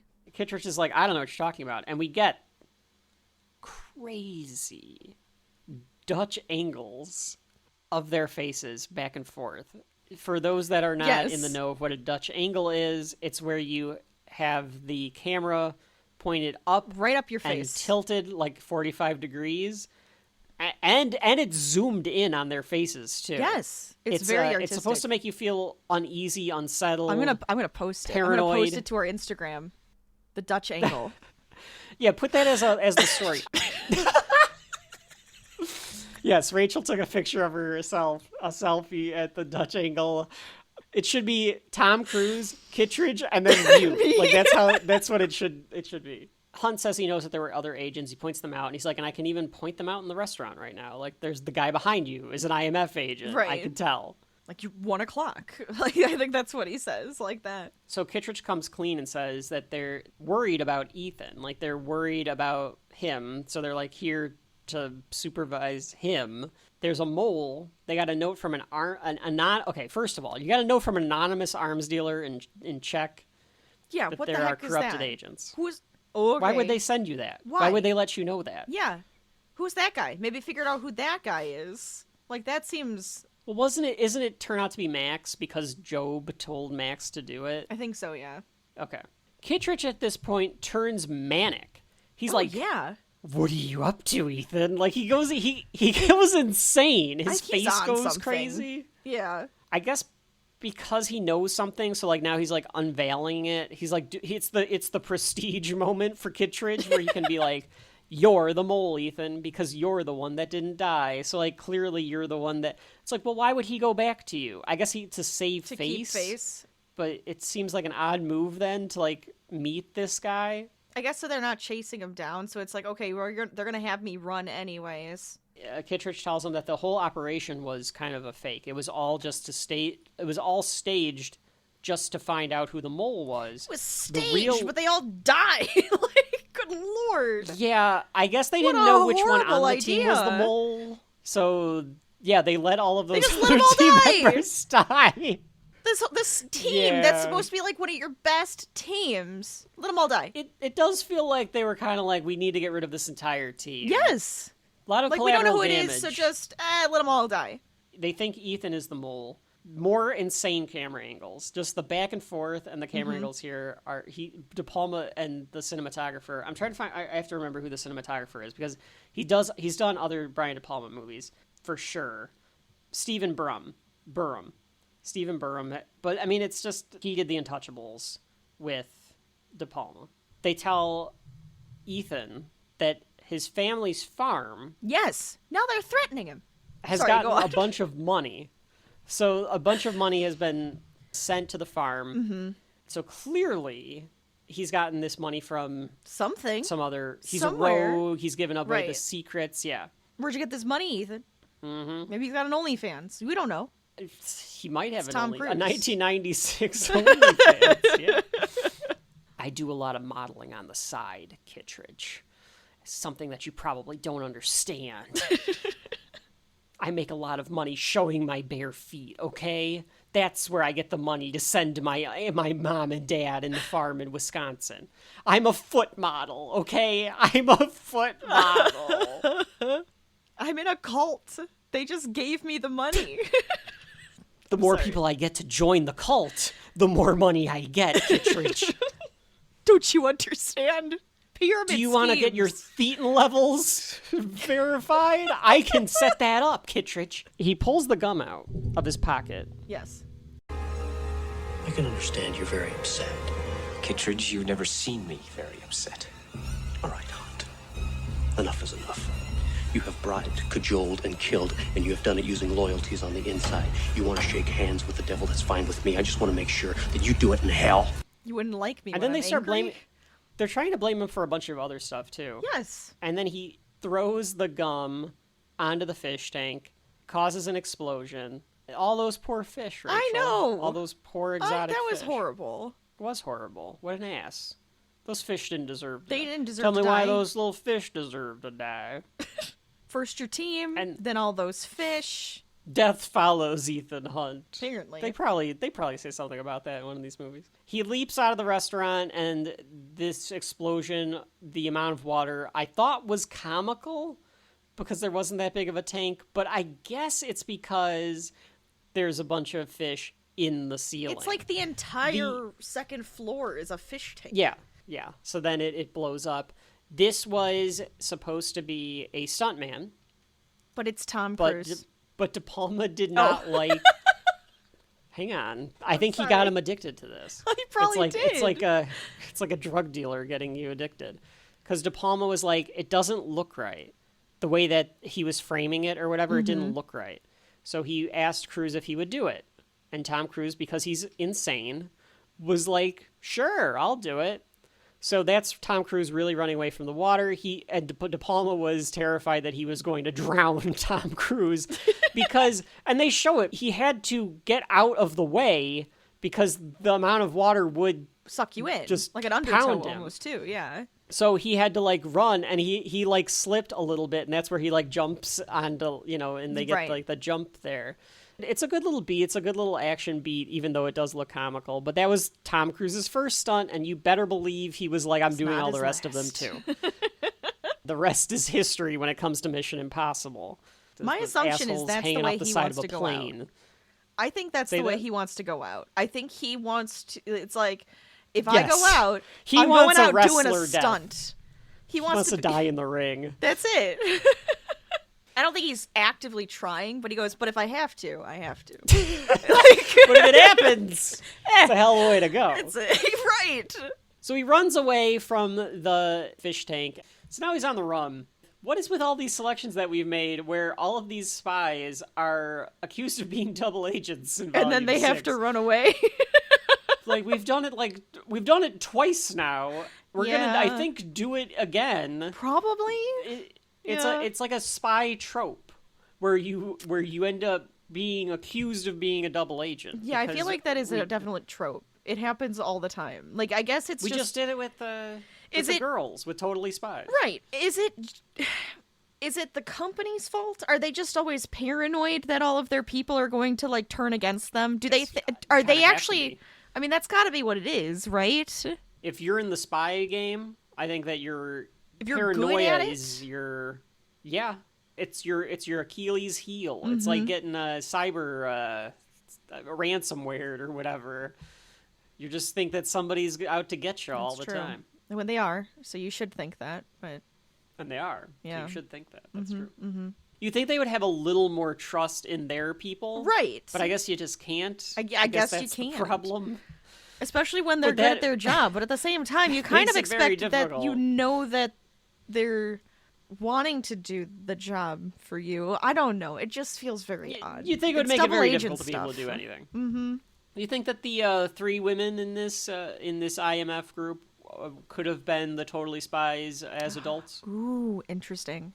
Potentially. You have Sarah, Hannah, and Claire. That's pretty close to Sam, Alex, and Clover. It really is. It's pretty close. It's like right there. I'm just saying. It's right there. I don't know why Clover went from being a valley girl to being a French woman married to John Voight. But I could see Clover making that decision. I could see it too. She's like, well, He's now I have got to pretend. money. So I have to pretend I'm French. Alex, the only way he's going to marry me is if he thinks that I'm rich and I'm French. Obviously, I have to learn, because then he's going to marry me. I think he's incredibly attractive. Mandy for an old was man. dating him, and then she just wants to steal him from Mandy just Oh to my be God. a bitch about it. Yes. So his It's gonna be the first plot wife of was him. Mandy, and then she's like, "Oh, I'm going to steal him away." And I know what he likes: French women. Exactly. This That's was gonna the be the whole plot play. of a season 8 episode of Totally Spies. Mandy's dating John Voight. Just John Voight. It is John Voight. It's just John Voight. I thought he went into like some random place. I thought he went into like I thought it was random too. It's not though. No. It's the safe house. Yes. And he does the spy trick where he breaks a lamp and then like puts all the shards of glass all over the floor so you can hear if somebody's coming because it'll make the Crunchy sounds. crunchy. He goes back to the safe house. I guess to find information. But there's a problem there. I assume that IMF knows where the safe house is. I would have thought so too. This should have been the place they would have already taken, like, guys would have already been there. There would have already been people there, just hanging out. Wouldn't you think? I would have thought Jim so. Phelps, He do they guy's find their an own idiot. safe houses? What have I do said? the directors of the Competency. projects find their own safe houses? That made no sense. It's I was like, how the fuck did he weird. get back there? They would have told them where the safe house was. That's kind of how I this would have works. thought somebody's paying for that safe house. Who's paying for the safe house? Who owns that safe house? Maybe On they're what expensing balance it. sheet is that safe they're house? just expensing it, I guess. I don't know. So you think Jim Phelps was like, don't worry, we'll rent out the safe house, and then I'll put it on my expense report. It's the only thing I can think of. Kittredge. If that's why they don't know. And he's like, that's where they stayed. Okay. This guy's an idiot, all right? I'm just saying. I thought he was gonna gather some stuff up then and then leave because he starts like like immediately putting just shit like change, grab some stuff, in a get the hell out of bathroom. there. Yeah, like I gotta you are get a out of spy. here. You gotta move. He's looking for money. He can't find any money. He starts trashing the room like Tommy Wiseau or what's his name, Citizen Kane. Yeah, stuff got like and then thrown he's- into the bidet. Yeah, I thought he was trying to clog the toilet. I thought that was another one. We're of not the playing things he was Hitman. doing. We're not playing Hitman. He's not trying to lure them into the bathroom so he can drown them in the toilet. Huh?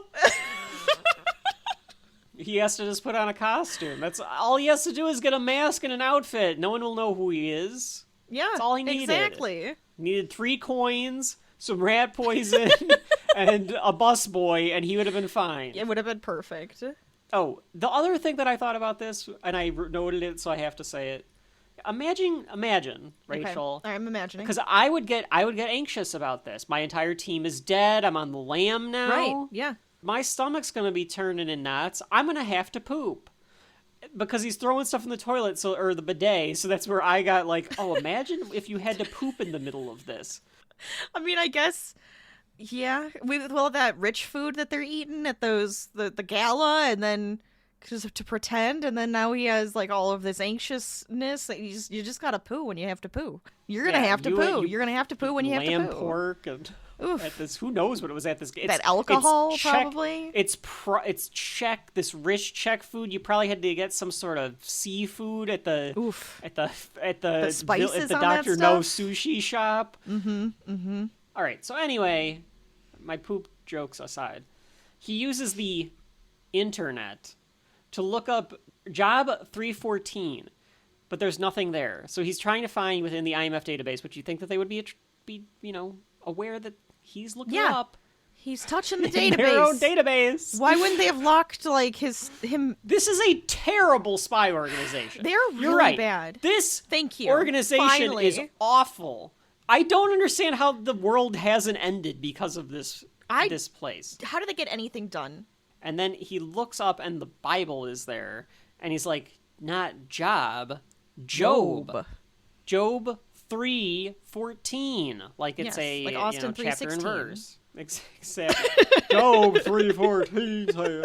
So he turns to it, he reads it, and it sticks on it so that you can read it, but I wasn't getting it. Because he's like, son of a bitch. I know, Like, I he, thought like, the same thing. I was like, where are we reading? Where like, am I reading? What is this? Why is he so upset? Is this an epiphany? What am I getting at?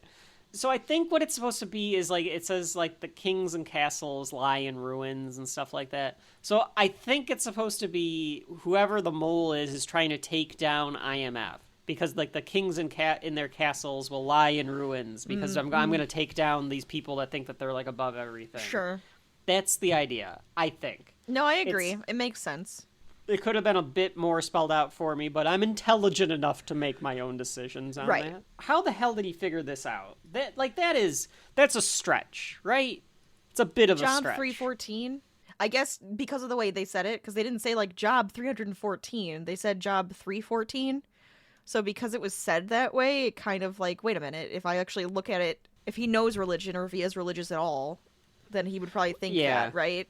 That's well, the I only guess thing. your head would eventually go there. Like Right. for me, it 'Cause, would like, just be write it like down. I've done. This is not like a code. This is like my 314. This is the 53rd subject of shelf life. Right, You know, yeah. this is subject 50. Like the way that we phrase them when That's we true. do our pre-production and post-production stuff, we say subject 53. Right. Like, we literally do that. It's That's actually what I would very have true. thought. He does this every single time we record. You have to, Rachel. No, They're it's production understandable. codes. No, it's helpful. How else are we going to keep track of our budgets? That's fair. when we get all that sweet podcast ad money. That's right. And Patreon And you your guys can help OnlyFans us dollars. get there. No. That's What? right. What? What? Say what? What? Oh no! This whole thing is just so that I can start up an OnlyFans. Oh, are you doing Rachel. feet? That's Is where it- the real money is. Job. Job. He sends this email. What the hell is He this? finds What this is he doing? website. What is How this? the fuck? What is this? What is is this? So like, I just let it go. I just let it wash by me. I was like, okay, fine, whatever. He figured this out. But like, he finds a website. Yes. That is about the book of Job, but Yep. it's not real. How does he know that this is the right?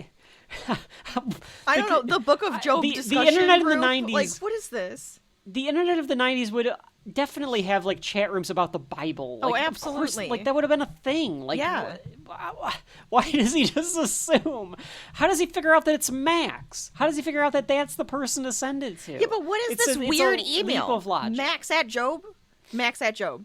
What is that? Because it's like Job.com. It's like they made their own. Yeah, but all he does is type domain. Max at Job space 3:14. That's not an email address. Brian De Palma was born in 1940, Rachel. We can't expect him to necessarily know I how the suppose. internet worked in I 1995. suppose. But then, so yeah, I'm really confused by it because it's a message to Max. I thought Job was who you're talking about, not Max. I thought And so then too. so now he's pretending to be Job to talk to Pretending be Max Job, sends an email at to Max. Job. That felt a little topsy-turvy to me. Oh yeah, I didn't think about that either. I was a little so it almost confused feels like by it. Job set the website up to get in contact with Max. Right. And Max Hmm. is like a patron of their... Yeah, she's on the $5 tier. She gets a little kudos. She gets the newsletter You never know. before the rest. Yeah. And maybe a bonus episode once a year, you know, Right. something like that. Yeah, of course. Yeah. I didn't have a huge problem with it as I watched it, and that's fine. Like, we're nitpicking, I think. Well, that a little confused bit. me a little bit. I was like, But- wait, who is what and where are we looking? Because where did you get Max? Yeah. Where did you pull Max out of? Like, was that just No, because I agree. Was he the logic talking- is flawed. Yeah, okay. Did What's His Nuts, the awful director, tell us anything about Max? Is that why he came up with the name Max? Oh, Kittredge? Yeah. Oh, maybe. Maybe he said something about a Max character in that discussion. Okay. Yeah, that's possible. And I just So- didn't note it. Maybe that's all it is. He does it in a bunch of different languages because he doesn't know who Max is. So he doesn't know if the Max person is going to be able to understand the English. Yeah, he does this for like hours. This is like the night that never ends because what the next thing that happens is he gets drowsy and he's like falling asleep in the chair. And the glass crunches, so he knows someone is coming. And the door opens, and it's a bloody John Voight. And I was like, okay, he's clearly dreaming. Like, even the score and the way that De Palma shoots this gives it away. But Rachel, Yes. did you realize he was dreaming? I kind of assumed because of like the angle. Yeah, there's something The about the angle way made that me it's shot. go, this is a dream, or he's gonna think it's not a dream. So I kind of assumed, especially when he was like, "You weren't there for me." I was like, "No, this is a dream," because it's a guilt dream. Yeah, it's a total guilt dream.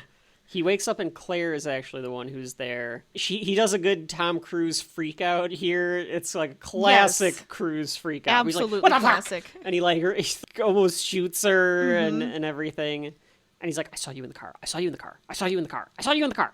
But I wasn't in the car." She's suspicious, right? I'm suspicious of this person. I know. right away. I was too. I'm like, "Oh, you're alive? Okay." Like, why weren't Like, you literally, in the car? that's- Why did Hannah walk in the car, get in the car if you weren't there? She says that she knew that they were aborting the mission, and I don't know if it was like him walking by, separated from Sarah, tipped her off. None of them could hear the others saying abort, abort. All of a sudden their communication Yeah, because was they down. turned the communication off. Yeah. Right. Yeah. So she didn't really know they were aborting. She just went AWOL from the mission. She made the technically. assumption. She says that she decides that she's gonna run to the bridge Mm-hmm. because that's where she saw Ethan Hunt running to, and then he does a Tom Cruise shout, like his shouting in Minority Report. You're right, Rachel. I mean, this is Tom Cruise acting like Tom. Like, this is the Tom Cruise character. Absolutely. Like, this is his caricature of Yes. what he does in a lot of these movies. Right. He forces her coat off and then like starts feeling her up and like trying to make Well, sure that he's she doesn't have any making- weapons or yeah. microphone. But Rachel, when I tell you that one of the drafts had this love triangle between them, it gets weirdly sexual. And then he's like, this whole scene could be taken out of context. If I showed you this scene and didn't tell you what movie it was from, you'd think something else is going on. Because then he I like don't think so. throws her on the bed Okay, and yeah, he's like that hovering part. over her I and think- she's like, like breathing like in the thrusts of love making. Well, that's very aggressive lovemaking then, because he's like holding her down, like, She's French. Okay, That's how they do it over that's there. fine. That's fair. But he's like restraining her. I think he's just Yeah, he is. suspicious. Goddamn His right he is. paranoia is through the roof. He is restraining her because he doesn't trust her and he wants to see how she's going to react. I think that's part of it. She says that we were not supposed to come back until 4 a.m. if they aborted the mission. And then it starts dinging. Which means that it's 4 o'clock in the morning. Yep. How is it only 4 o'clock in the morning? I guess it feels it's like been, like, it's 4 been like hours. 3 days. The events at Dr. No's sushi restaurant happened at like 11 p.m. midnight. Yeah. So he's been at this safe house for like 4 hours trying Yes. to crack this code. Yeah. Okay. That's my thought about that. Yes. They're sitting there. It just fades. They're sitting there the next morning. He's explaining his predicament. Key is going to get Max the knock list, the list of all of the codes and all of the real names of all of the agents at IMF. Because if he can get Max the knock list, or the mole will find him, because the mole needs the knock list to give to Max, and like that's the. So he thinks that he can figure out who the mole is by doing what the mole was supposed to do, by like sabotaging his own IMF or something like that. That's where it can get a little confusing for people, I assume. Sure. Yeah. It's kind of similar to how in North by Northwest he's pretending to be the spy, even though he knows he's not the spy.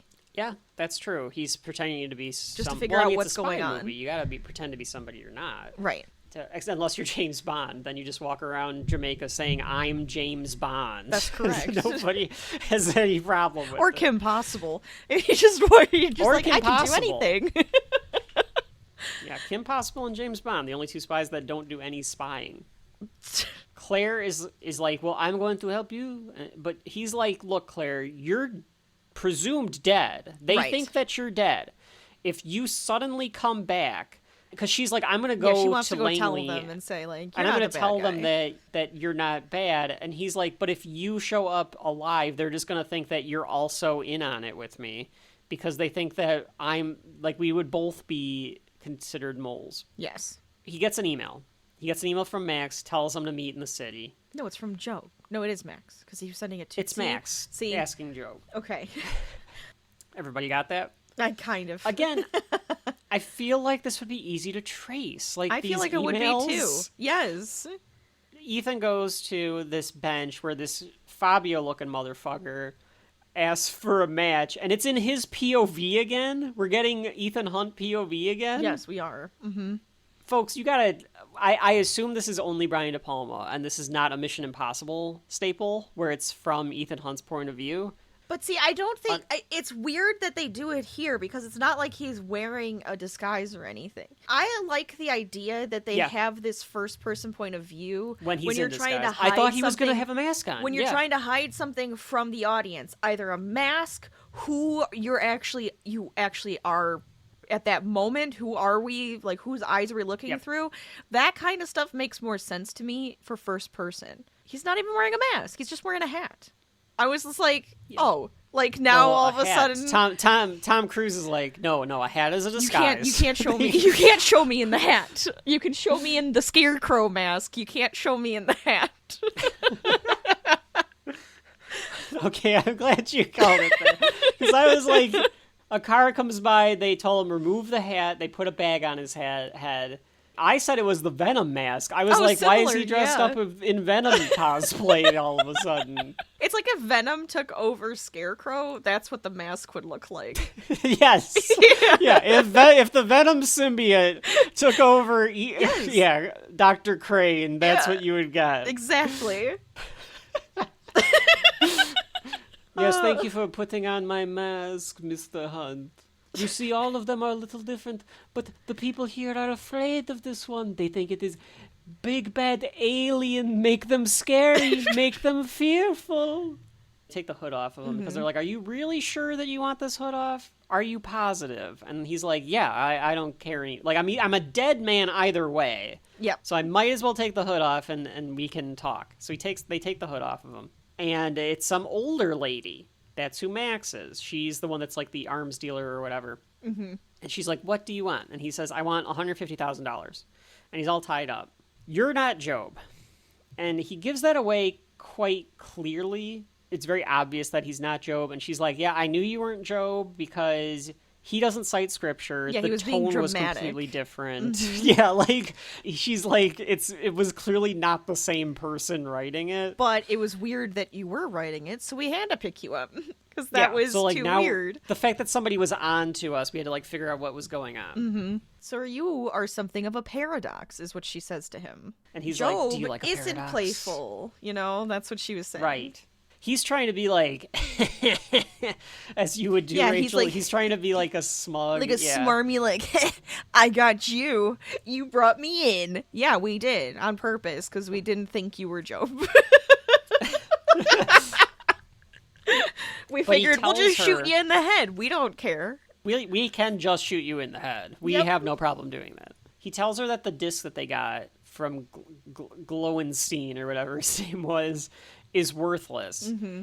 It's not real. It was all a setup, so there's actually no names on it. And in fact, if they put it in, he guarantees that IMF agents are going to trace it, and they're going to be all arrested. Yes. There's crazy camera angles again. I don't remember if they go straight up Dutch angle, but it's the zoom ins on the faces. A little, because they're like at his angle here when she's playing with his ear. Like, why are you playing with Yeah. his ear? It's creepy. Like, Well, are you looking you for a know. chip or something? Like, it's weird. That could have been. That could have been. I just thought that she was fucking around with them, but I Probably. think that's the camera angles are supposed to like indicate again like tension, Yeah, like the paranoia, the angle. anxiousness. Yep, Yeah. shots. Mm-hmm. Make a deal here, Right. or that's what he wants to do. They're like, plug it in. We're gonna do this anyway. I don't trust this young guy that's like telling me this stuff. Mm-hmm. So she does, and he's like, you got about 2 minutes before the IMF agents get here. So the saber-tooth Fabio guy goes outside. He looked like Sabretooth, did he not? His coat, Rachel, is it's comically large. It That's is why he looks like 5 Sabretooth. times too big for him. You know what, folks at home? Somebody He's like baby superimpose Sabretooth, though. Sabretooth from X-Men in place of this character. This man's head, though. It's Sorry, way too I'm so small. sorry, sir. I'm so looks sorry like- to this actor, but his head is so He looks small. like a Koopa His, from the Super Mario Brothers movie. Yes, his chest and his shoulders are so wide and like large, and then this coat is too big, and I'm Or just he like, has 4 coats on or something. yes, it's so. There's something odd. wrong with him. And then that stringy, like for Sabretooth hair. Sabretooth probably had better hair. Sabretooth, Fabio Tamlin. We got a lot of people that we could probably use at this point in life, but oh my god, Who was that third one?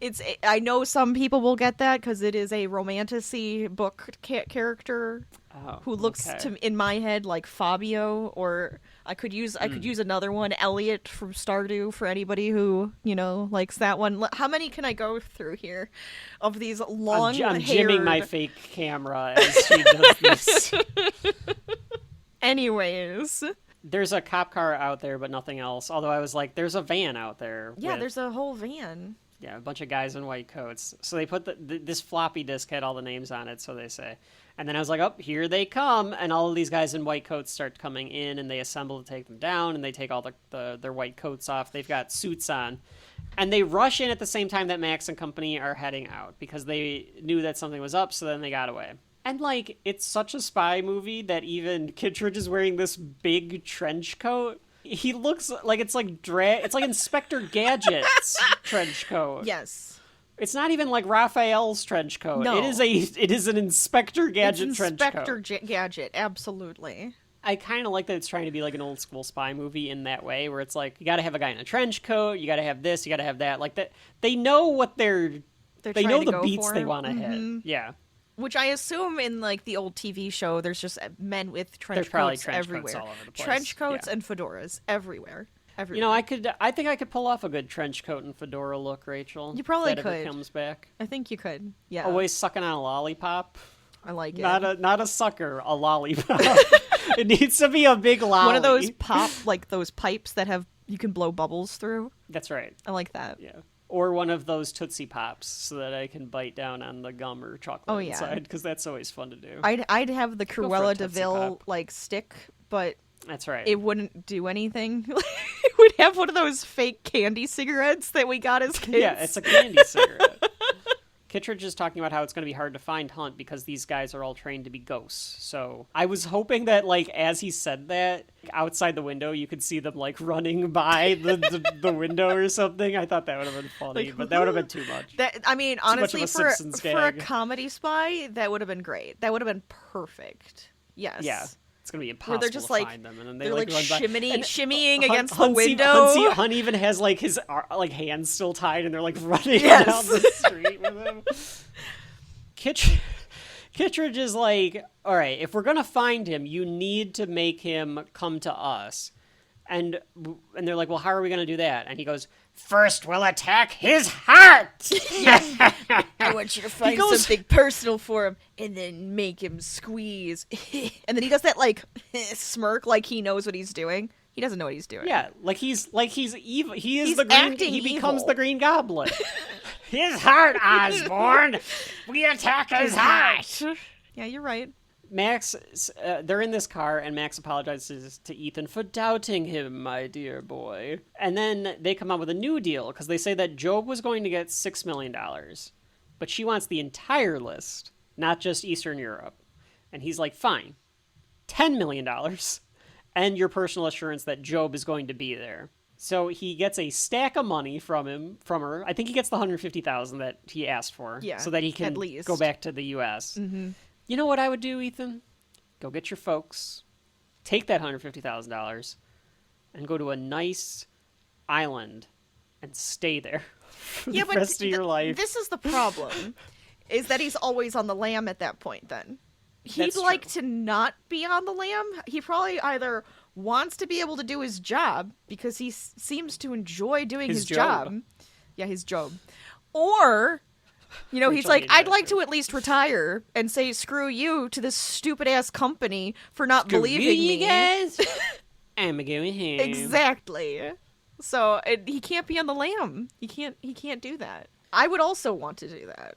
I'll take $150,000 to go to an island. I'm down. That's fine. Oh, if anybody out there wants to give me $150,000 to go to an island and never hear from me again, I will gladly do that. I will do it.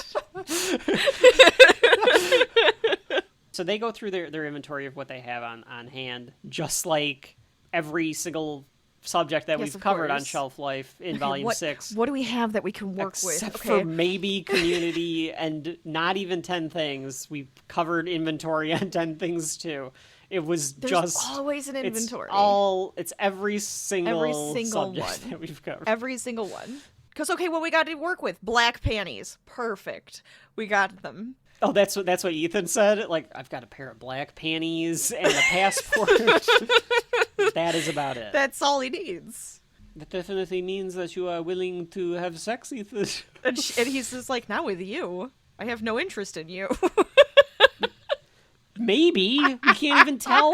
I'm telling you, every time she makes a pass at him, he just looks at her like, what are you trying to do? What are you trying to pull? I agree with that. What are you trying to do? Yeah. He has no awareness that this woman is she coming on to me? Well, it's either you're coming on to me or, okay, I'll let you do this to see where this is going. Like, what are you trying to do? Are you trying to reach in my pocket? Are you trying to steal my gun?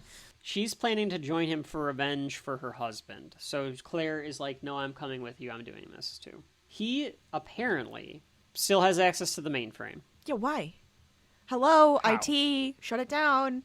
He's not, I thought he is on the disavowed list. Like every person on his team, even if he knew everybody's way of getting in. This is why the government sucks. But it's all, locked down. Come on, what are we doing? This organization really needs a severe audit. The Congress needs to be having hearings about this. You have disavowed agents that still have access to the mainframe. It doesn't make any sense. It lets you know, hey, just so you know, you're disavowed, okay? But you can still get to the stuff if you need it. Just so you know, you're not really supposed to be here. Dumb. So he's looking through because he's going to need help to be able to do this. So he's looking for other disavowed agents. Yeah. That would have it out for IMF / might have been framed themselves or whatever. Mm-hmm. So he's looking around for them, and he needs to get them that are like within the area. So he finds Ving Rhames, of course, staple of the franchise, and Jean Reno, of course. And I wrote down Jean Reno, and my autocorrect changed it to Jean Reno. I was like, Janet Reno. Rachel, for the longest time during the movie, I was like, I know John Reno is part of the Two Timers Club. What the hell did we watch with John Reno? So I started going through his IMDb, and I'm like, where is it? Where is it? We covered something with John Reno. And then I saw it. Oh, the Da Vinci Code. Yes. Of course. He's Frenchie from the Da Vinci Code. So John Reno is gracing us with his presence again. A lot of two-timing going on in Mission Impossible. It's great. They want to break into Langley. That's what the plan is. And they tell Ving Rhames and Jean Reno this, like, on a train. Like, they're in, like, this private train car. Yeah. I don't know. Is that the best place to do it? I guess so. Well, why not? I guess you don't want to be out in the open because you don't want... you're still moving. You're moving. Yeah, you need to be, like, in a thing. And Ving Rhames is like, what kind of info are you downloading? That's my Ving Rhames. Oh, I love it. Tom Cruise is like, I can't tell you, but just trust me on this. Like, you're gonna... It's worth it. It's worth every penny. Mm-hmm. And Ving Rhames is like, I don't know about this. Ethan calls him a fucking chicken, and he's, big tough guy over here. Hacked into some mainframe and got on the disavowed list. Can't do shit, can you? You probably didn't even do it, can you? You didn't do it, did you? Did you little shit? Mm-hmm. Oh, yeah, I'm Ving Rhames. I'm big.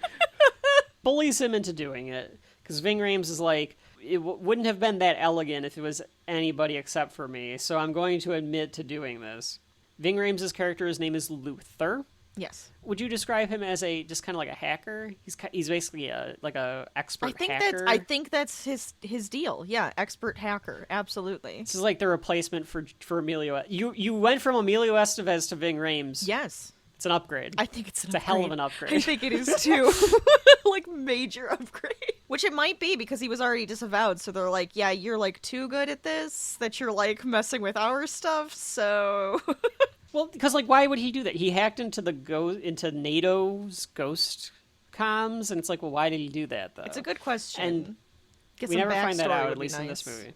Ethan says that this is going to be the Mount Everest of hacks. And Jean Reno's character, Maybe who's that's why he Krieger, just wanted to say he could. I have a feeling that might be it, just because he's just that kind of guy that's like, I just wanted to try it, and I was able to do it, and they caught me. And then they talk about how it's all in this standalone mainframe, so he needs to be at the terminal within Langley, Sure. which is the CIA headquarters for people that are not from the U.S. or that don't know. It's not part of the overall intranet for the CIA. So the only way that you can hack into this thing is to be able to be at the terminal Pretty much itself. be on the inside. You gotta be on the inside. Which I have a feeling that's how, at least I hope, a lot of government stuff be. is. It's supposed to be. Because, like, you don't want that to be part of an intranet. Right. Although God only knows what's going on nowadays, but yeah. shouldn't be. Sure. So Ethan explains to them that it's way worse than they think. And they do this, I like the way that they do this like a heist movie. Or I like how it felt very works heisty. because he's explaining it because it becomes a heist essentially. They're stealing this list and it shows them doing the steps of and the issues that happen like along the way, which is nice. I like that way of montaging it. It's much worse than you think. The terminal is in a black vault lockdown. The only person allowed in the room has to pass through a series of security checks. William Donlow. The first is a voice print identification and a 6-digit access code. This only gets him into the outer room. Next, he has to pass a retinal scan. Because it helps us understand it. Like it shows it's not that he's just discussing exposition, it with it's them. visual. Very nice. I've seen it before too, where they're like explaining it, but then it's like, well, they're actually discussing it, so they're showing what could have happened with that scenario, and then usually they're like, no, that's gonna fail, and then it like shows them failing, and then it like rewinds. I kind of like those things. Like, it's very fun to see it visually that way. And then the room itself is rigged with all of this like ridiculous high-tech equipment, password stuff, where anything above a whisper sets off an alarm that somebody's in there that shouldn't be. If the temperature increases, there's a problem, and it's all controlled by air conditioning that's 30 feet above, which is guarded by lasers, because why not? Just lasers. It's the 90s. We need lasers. Lasers everywhere. And then the floor is pressure sensitive, so if there's any weight on the floor that's above what it's supposed to be, it goes off and it locks the room down again. Yeah. And they show that a drop of condensation sets off the lockdown. Mm-hmm. Which, I mean, God, having to work there, do they have to weigh you every single time you go into that room? It's a great question. Because what if you lose or gain a bunch of weight? You're screwed. Putting on the pounds here, Johnson. Looks like we gotta adjust the black room again. I think even what you're wearing would change that. How much you're weighing. No, because when he gets in, it turns off all of the detection stuff. Okay, I gotcha. It's only because they aren't going to have the ability to scan in. They're going to go in through the vent, so they can't touch the floor, exactly. or they'll set it off. Right. That makes more sense. Cue the theme.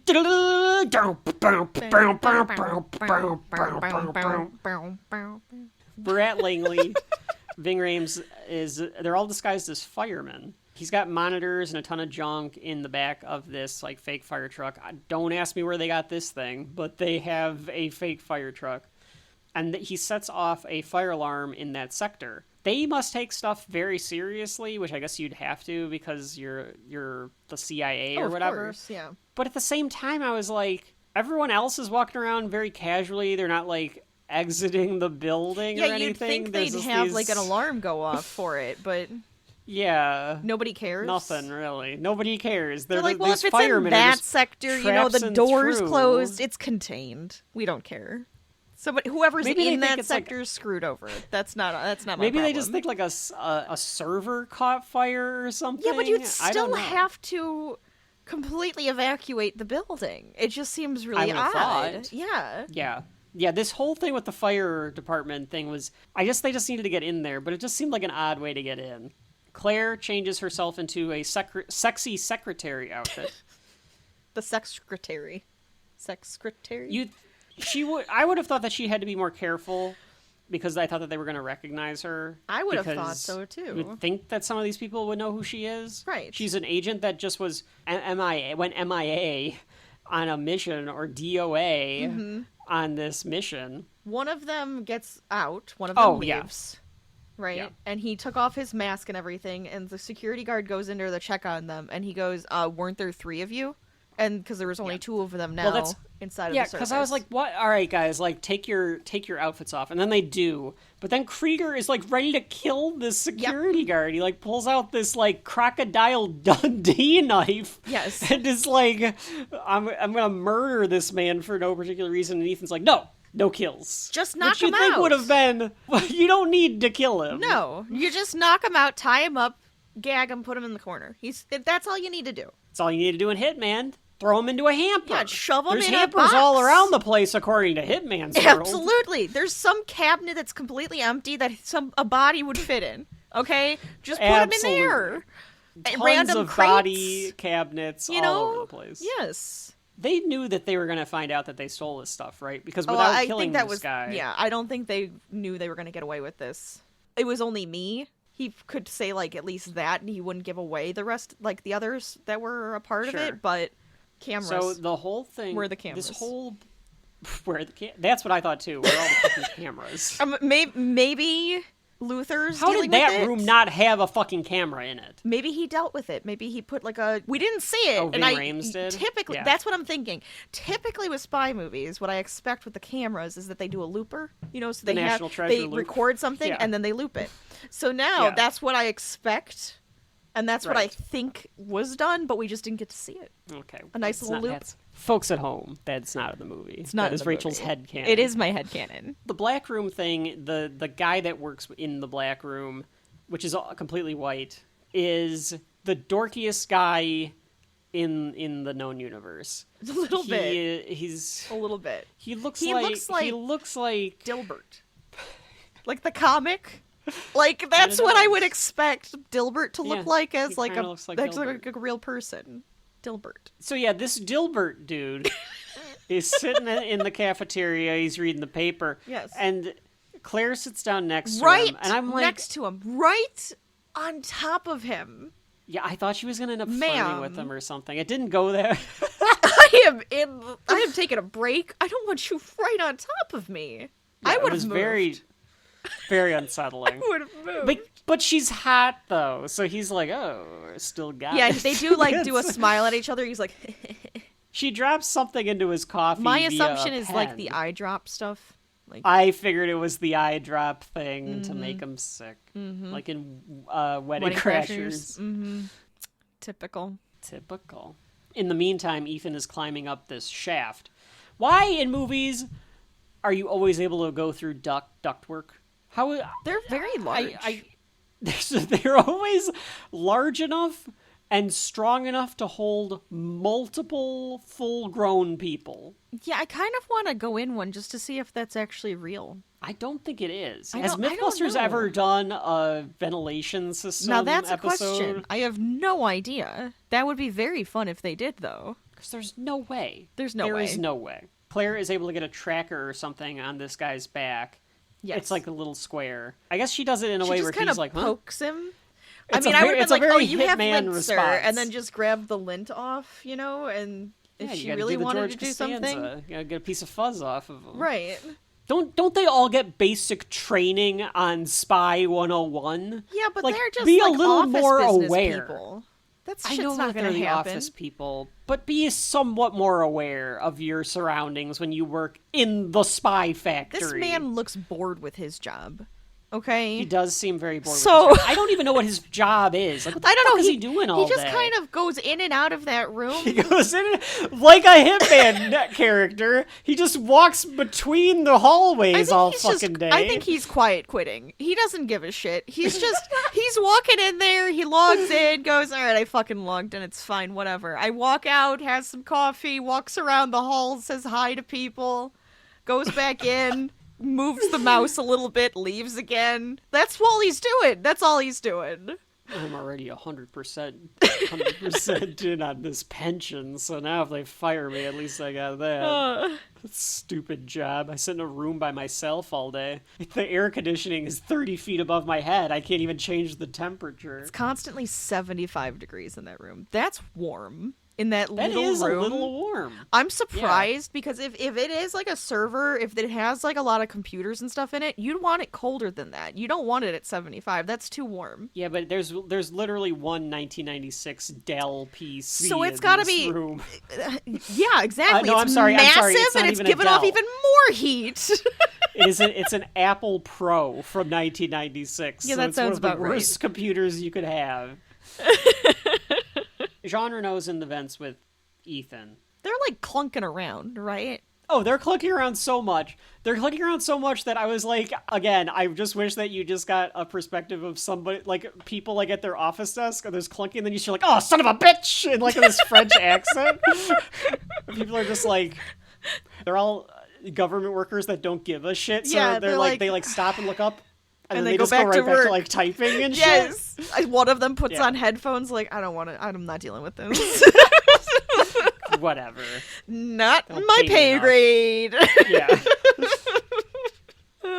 So they get to the lasers and they unscrew the vent, and he checks his volume. They have this like volume. They have our recording software where they can make sure that they aren't hitting any hard P's as they talk to each other on the mics. Yeah, as you need. This is the most famous scene of this movie, Yes. by far. Yes. This is the scene that everyone knows, that's been parodied a million times, it's been shown a million times. This is the scene that everybody talks about. Krieger sneezes, and Ethan is like, you want The to shut decibels the were fuck up? way too high on that Like, sneeze. with sneezing in the fucking duct. What did I say? here. We can't make a noise, you idiot. Now, they have him on a pulley system. So Krieger is literally with stupidest a rope pulley and system. leverage. No, I think they could have done something better. I think they could have, because they had those suction cup metal things that can hold them, right? So all they had to do was put a couple of those at the top, put the ropes through it. Now yeah, that's 'cause a it pulley holds them. system. That would have worked better. He would have still had to pull it, though. Yeah, but as long as you have like some type of big knot there, he's never going to fall and hit the ground. Oh, yeah. If you measure it so you have the big Yes. knot. Yeah. Yes. Yeah. Just that'd work saying. better. But as we kind Then you don't of, have to really well, hold them, Krieger and you'll have wants- more leverage, so then you won't just feel like you're holding someone that's just literally falling off a cliff. It's good. It's stylish Yeah. here. There's no sound. No. There's no score, a there's no lack of sound. I like that, though, because it immerses you a bit Sure. into it. As we talked about, though, Rachel, and I can't remember if we talked about this on air or off air, it didn't sink me as much as I think people say it does. And I don't know if that's because of cultural osmosis or it just didn't connect with me as much as I was hoping it would. But I didn't feel the tension like I think you're supposed to. Yeah, I didn't feel like there was a lot of tension either. I don't know what it was about it. There was a couple parts where I was like, okay, I can see where there should be tension. I don't know. Most of the time I didn't really feel it either. The style and everything and the way that it's presented is good, though. I do like the way that everything is presented here. He's in the room. The Dilbert is feeling the effects of the stuff in the coffee. Mm-hmm. He starts to enter the area, and he's going into the vault, so they have to pull Ethan back up, so then he's just hanging there Right. at the top. And it's open now. I was like, they should just trash him or something. There's no monitor in this room. They should have just done... They didn't even need to poison him. It's All they true. needed to do was let him into the knock him room, out while he's in the choke room. his ass out, Yeah. and you're there. You don't even have to do any of Yeah, this. drop something on his head. Then, Yeah, then drop he a really fucking doesn't know rock what on happened. his head. Because if you choke him out, he'll kind of remember that. But if you just drop something on him, he goes, what the hell happened? You know, he wakes up, everything's Yeah. the same. I agree. The logic there, a little hazy. But then we don't get the fun scene where so the guy gets sick. Yes. I don't think that's the part of the fun scene, but I think it was unnecessary to continuously show this man getting sick.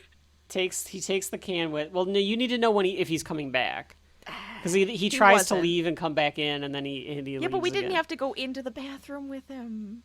That's my point. Okay, you can like show him walking out and then running right back in, and then cut back to us. It was too much in like watching him. Sure, yeah, it yeah. felt Watching too him go long. back in would have been fine. There's some good camera work watching Hunt hang, and then he flips himself to go right side up. Right.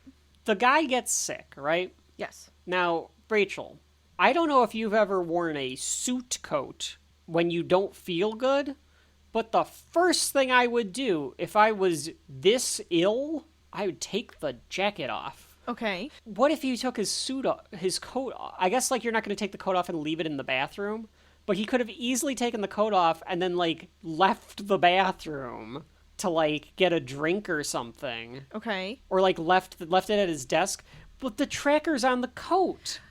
So what if he took the coat off? I see what you mean. Yeah, because like honestly, he could have or left left it the with coat the in the room. Yeah, well, I if don't he think left he could the have. coat at That's the true. desk? He could have left it in there because he was like feeling like too warm. So if like take that off, leave it in there, or leave it in by like the secretary because there's like a little secretary nook between the black room and the hallway. So he could have left it in there too. That's true. It's very true. Put it on his pants. Just saying. She could have just brushed up against his leg and put it on his pants. You're not taking your pants Sure, off. she could have felt his inner thigh and gone to it. Hunt is hanging from midair and he enters into the system. Krieger has the worst job of all of them in this because he has to just hold on to the weight of Tom Cruise. Like ridiculous. I'm surprised they don't have one that's just like motorized. Yeah. You've got these high-tech stuff all over the place, and all you have is fucking Jean Reno hanging on for dear life from this duct. Like, has his feet at the top just, like, hanging, and it's just, like, his arms are gonna give out. He could have tied it to his waist. He should have tied it to his waist, like he's walking a dog down the street. Yeah, and that dog is Tom Cruise. Luther realizes that he's taking the knock list. And he's like, oh, sweet Jesus. Because I can't believe it. You're actually taking the knock list. Yeah. Like the list that will just expose everyone here. Right. And I wrote in my notes, isn't there like a rat or something, if I remember right? Like I was talking about earlier. And I was like, oh, yep, there he is. There he comes. Mickey Mouse himself. Huh? Oh, I'm going to fuck up your whole mission. Oh, oh look, it's John Reno, everybody. He's gonna make a terrible Godzilla movie in a couple of years. I don't know if John Reno is in any Disney movies, so I couldn't come up with a That would be Disney great if he was. reference. I don't think he is. I do not make a movie for Disney. Disney. Blah. It's Blah. he Yes. apparently a good hearty French blah. You're right. Apparently he did do a Lion King read along as Mufasa. Oh, I could see that. Yeah. Ethan takes out a CD to download the list into. How high tech. Wow, CD. The decimal meter is going up because the little rat is coming their way as he downloads it, and Krieger is losing grip at the same time because it's hard to hold Ethan Hunt for that long. He downloads it, but Krieger loses his grip. They don't show what happens, and that bothers me a little bit. Because, like, I thought, like, is the rat's going to go and, like, nibble Krieger's ear like, or touch something. him? Right. Yeah. Like, crawl on him? Go, ah! And, like, startle him. Then that's when he's going to drop Ethan. Mm-hmm. But you don't see what happens. You just have to assume that's what happens. No, like, the rat comes closer, and he just kind of goes, and drops the thing and, like, starts squirming. And it's like, it's not even close to you yet. Why are you freaking out? And then when we see Krieger again, the rat is dead. Yes. So he killed the rat. Yeah, he, like, smashed the rat. I was confused by that, too, because I was actually kind of surprised that we didn't get to see him do something. A little tussle with the rat. Or slap it, or get out of right. here. Like, something. Here's the thing. So there's rats in this place. Do the rats set this thing off all the time because they're just hanging out up there and then they get zapped by the lasers? And they get squeak, zapped by squeak, those squeak, lasers. squeak, and then get, like, zapped so it's, like, setting off alarms all the time? Because that's obnoxious. a great question. But they really It's another needed one to of get an those fucking exterminator. rats. Then they didn't have to do any of this. They could have just blamed it on the damn blamed rats. it on a rat. They could have put the rat down there, and it's like, freaking another rat got into this room. Oh, you're right. You're right, though. They could use some people from the future that are used to rat stew to hunt down these. They don't get cats to hunt down the rats. They get people from the. Go down to NASA, get the people from the time tunnel, bring them over here to take care of the They'll rat eat 'em. problem at Langley. Yeah. They could just hang out in the ducks. They're used to it anyways. Eat the rats. They're good. You got some mole people living in your walls. It's no big deal.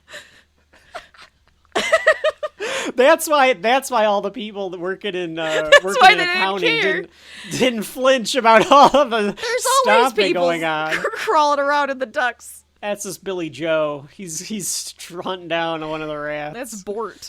No, not Bort. What is his name? Hugo. No, I like it. That's Bort. There's a lot of Borts over at Langley. I think there would be. Yeah. This is Agent Bort. Are you saying my name? No. My agent is also It's only named Bort. This is, though, where you get Tom falling almost to the ground, and he has to do the thing where he, Hover.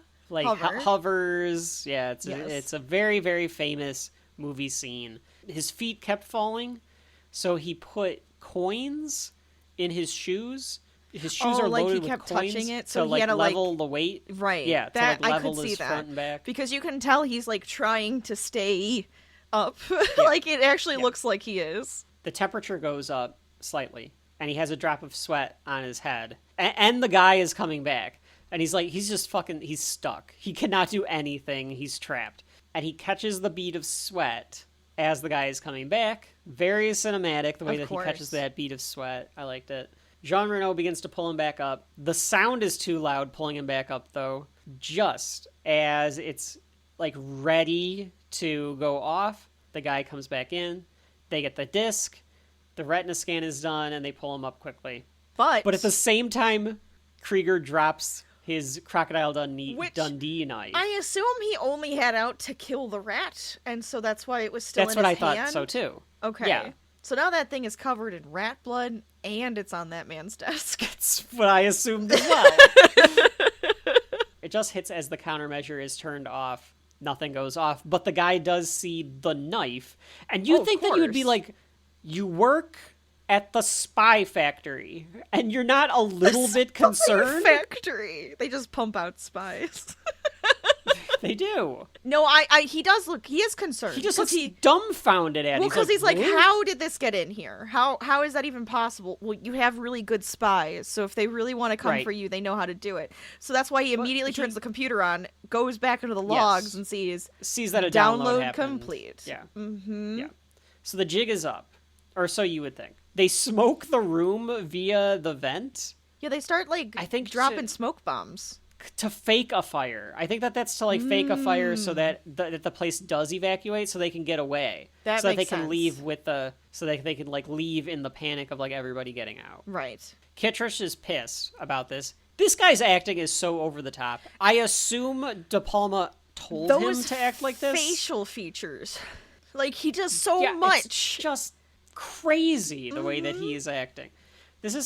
Kittredge is played by Henry Czerny. I'm trying to see if I know him from anything else. I must outside know of him this. from something else because his face is so familiar. He's in stuff in the 90s. Ready or Not. He's the dad from Ready or Not, Rachel. If you remember. I do remember Ready You or remember Not. Ready or Not. I do. It's kind of an underrated one. He's in Clear and Present Danger. He's in The Pink Panther. This is apparent. I think this is a spoiler alert. Or maybe not. Maybe he's in a few of these. He's in a few of these Mission Impossibles. He comes back. It kind of makes sense, though. I mean, he should be fired, but it makes sense. I don't recognize a lot of stuff on this guy's list, but here he is as Kittredge. Revenge. I do know him from that, the TV show. I used to like that one a lot. They're gonna force the He was in Dilbert Monk, guy. Kevin. Well, who wasn't? They're going to force the Dilbert guy to man a radar tower in Alaska by the end of the day. This guy got fired for really not being aware. I mean, it's kind of his fault. Yeah. They end up in London. Our crew do. The Mission Impossible crew. I'm guessing in a safe house. So this must be another safe house that I kind of Phelps are assume. Hunt have? Maybe this is Ving Rhames' London. Oh yeah, safe house. maybe this is Phelps. Like maybe he does. Maybe this is the obvious IMS. IMF. Doesn't IMF. F. IMF. IMS, I think, is a real thing. I know. I got like that sounds real. IMF. Maybe they don't know all of the safe houses for like the team ups and like For the team, yeah. right. And so That's the only way that they aren't caught immediately going to Right. these safe houses. yeah, unless there's just so many of them that they're like, we can't just go to all of them. But you could go to the But you one that you could. know that they were in Prague. Yeah, it's really Or weird. they're renting this apartment or something. Who knows? Right. The camera moves back and forth from Renault watching TV and Hunt contacting the buyer, and he sends a message via the Job site to Max. Krieger wants to go with him to the meeting, and then he uses the CD as leverage because he has the CD of all of the names. Hunt handed to him as they like left, because when Krieger pulled him up, Hunt was like, here, and then they like got out of the... But Hunt says he really has it, and he does this like magic trick for... So we get Tom Cruise getting to do a little bit of magic. I bet he magic, did these little stunts sleight of himself. hand, like, oh, it's Yeah, he's doing gone. sleight Oh, of it's here, hand. but now it's here. He gets a little touchy-feely with Claire again because he pulls it out of her pocket Right. by like going into her coat. And it's very Tom Cruise the way he's doing it too, because he's like, you know, being all smug about it as I he could does see it. 'Cause he's Tom just like- Cruise knowing some basic magic tricks, and like he pulls it out at parties all the time. I could see that. Oh, 100%. So I think Yep, this is I truly agree. just Tom Cruise. Yeah, there's definitely been a Hollywood party where Tom's over in the corner doing the fucking... He's got like those little like Missing- tissues, and he's got Yeah. the flowers that come out of the wand, and Yeah, he definitely has walked up to... I don't know. He's definitely walked up to like Brad Pitt and Angelina Jolie and Oh, been yeah, that's a like, good one. "Oh, Angelina, are these flowers for you?" And like whipped them out of the side, and Brad's like, "Yeah, that's great, that's buddy. great. Thanks." Yeah. I was gonna bring up. Oh my! I can't think of his name now. National Treasure, Ghost Rider. What the hell's his name? Nick Cage. I was gonna bring up Nick Cage again and say that he probably did it to him, and Nick Cage is like, "Oh, that was pretty good."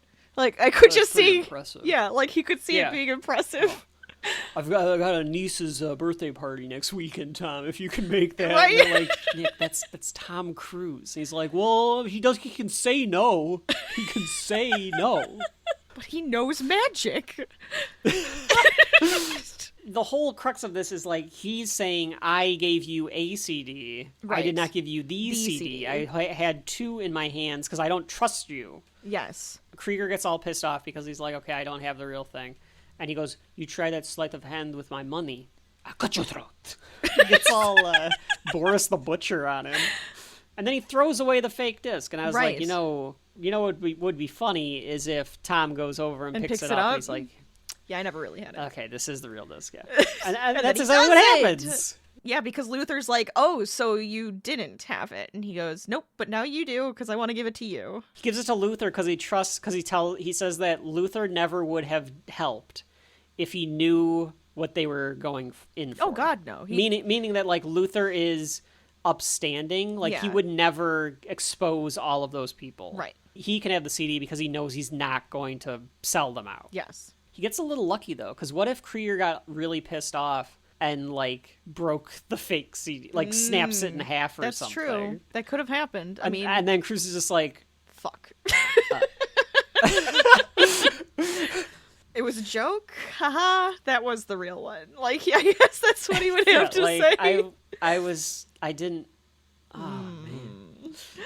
So then we get a clue about what is happening and the twist that's going to be revealed because he notices that the Bible that he took to do the Job stuff is from the Drake Hotel in Chicago, Oh. where Phelps stayed, as we Interesting. learned earlier. Yeah, so he's already... Why the fuck did he take a Bible from the hotel room? I don't know. Like he got caught for the dumbest thing. It was He the took dumbest the thing. Bible out of the room. Why? I don't know. That's- I guess he that's thinks so that everything's strange. free in the hotel room, so you have to take it home. You take everything. I take the towels out of all of these hotels that we stay at, and Ethan, you have to on my salary. Those little shampoos, Claire- they're great. I haven't bought shampoo in 30 years, Ethan. Claire apologizes for requesting to bring along Krieger, so it was her idea to bring Krieger. Of course Remember it that? was. And it gets oddly sexual again between these two. They just keep, like, But this getting is where weird with I'm each saying other. she's trying to be, oh, sleep with me. I need comfort because my husband's I'd like dead to and I come want sleep you. with me. And then he's just my like looking at her terrible like, old man husband is dead, and I want to sleep with the hot young Tom Cruise. but he like looks at her like, what are you trying to do, lady? I don't know. I don't want Phelps sloppy seconds. I don't need to be Eskimo brothers with my boss. Ew. The range of this shitty 90s cell phone he is setting up, the ability for this like 90s cell phone to pick up the calls that he's trying to get from it, like it must be like a super spy or something cell phone that he's using here. Yeah, no I mean, shit, it it's is- gonna have to be close. It's an old cell a phone anyways. Terrible It doesn't have long 90s distance. cell phone. You have to pay extra for that. We're gonna get charged for roaming for this. You do realize that, Ethan.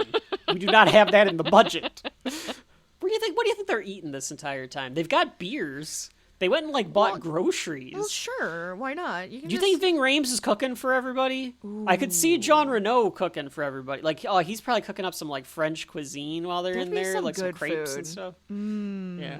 I do love me some crepes. We learned from the television that Ethan's parents have been arrested as international drug traders. So they've set up Ethan's parents. This is how they're attacking his heart. Yes. So I imagine that Kittredge put on his giant green metallic suit. He's going, and yes, as yes. Ethan's parents were praying, he busted down one of the walls and went, "Finish it!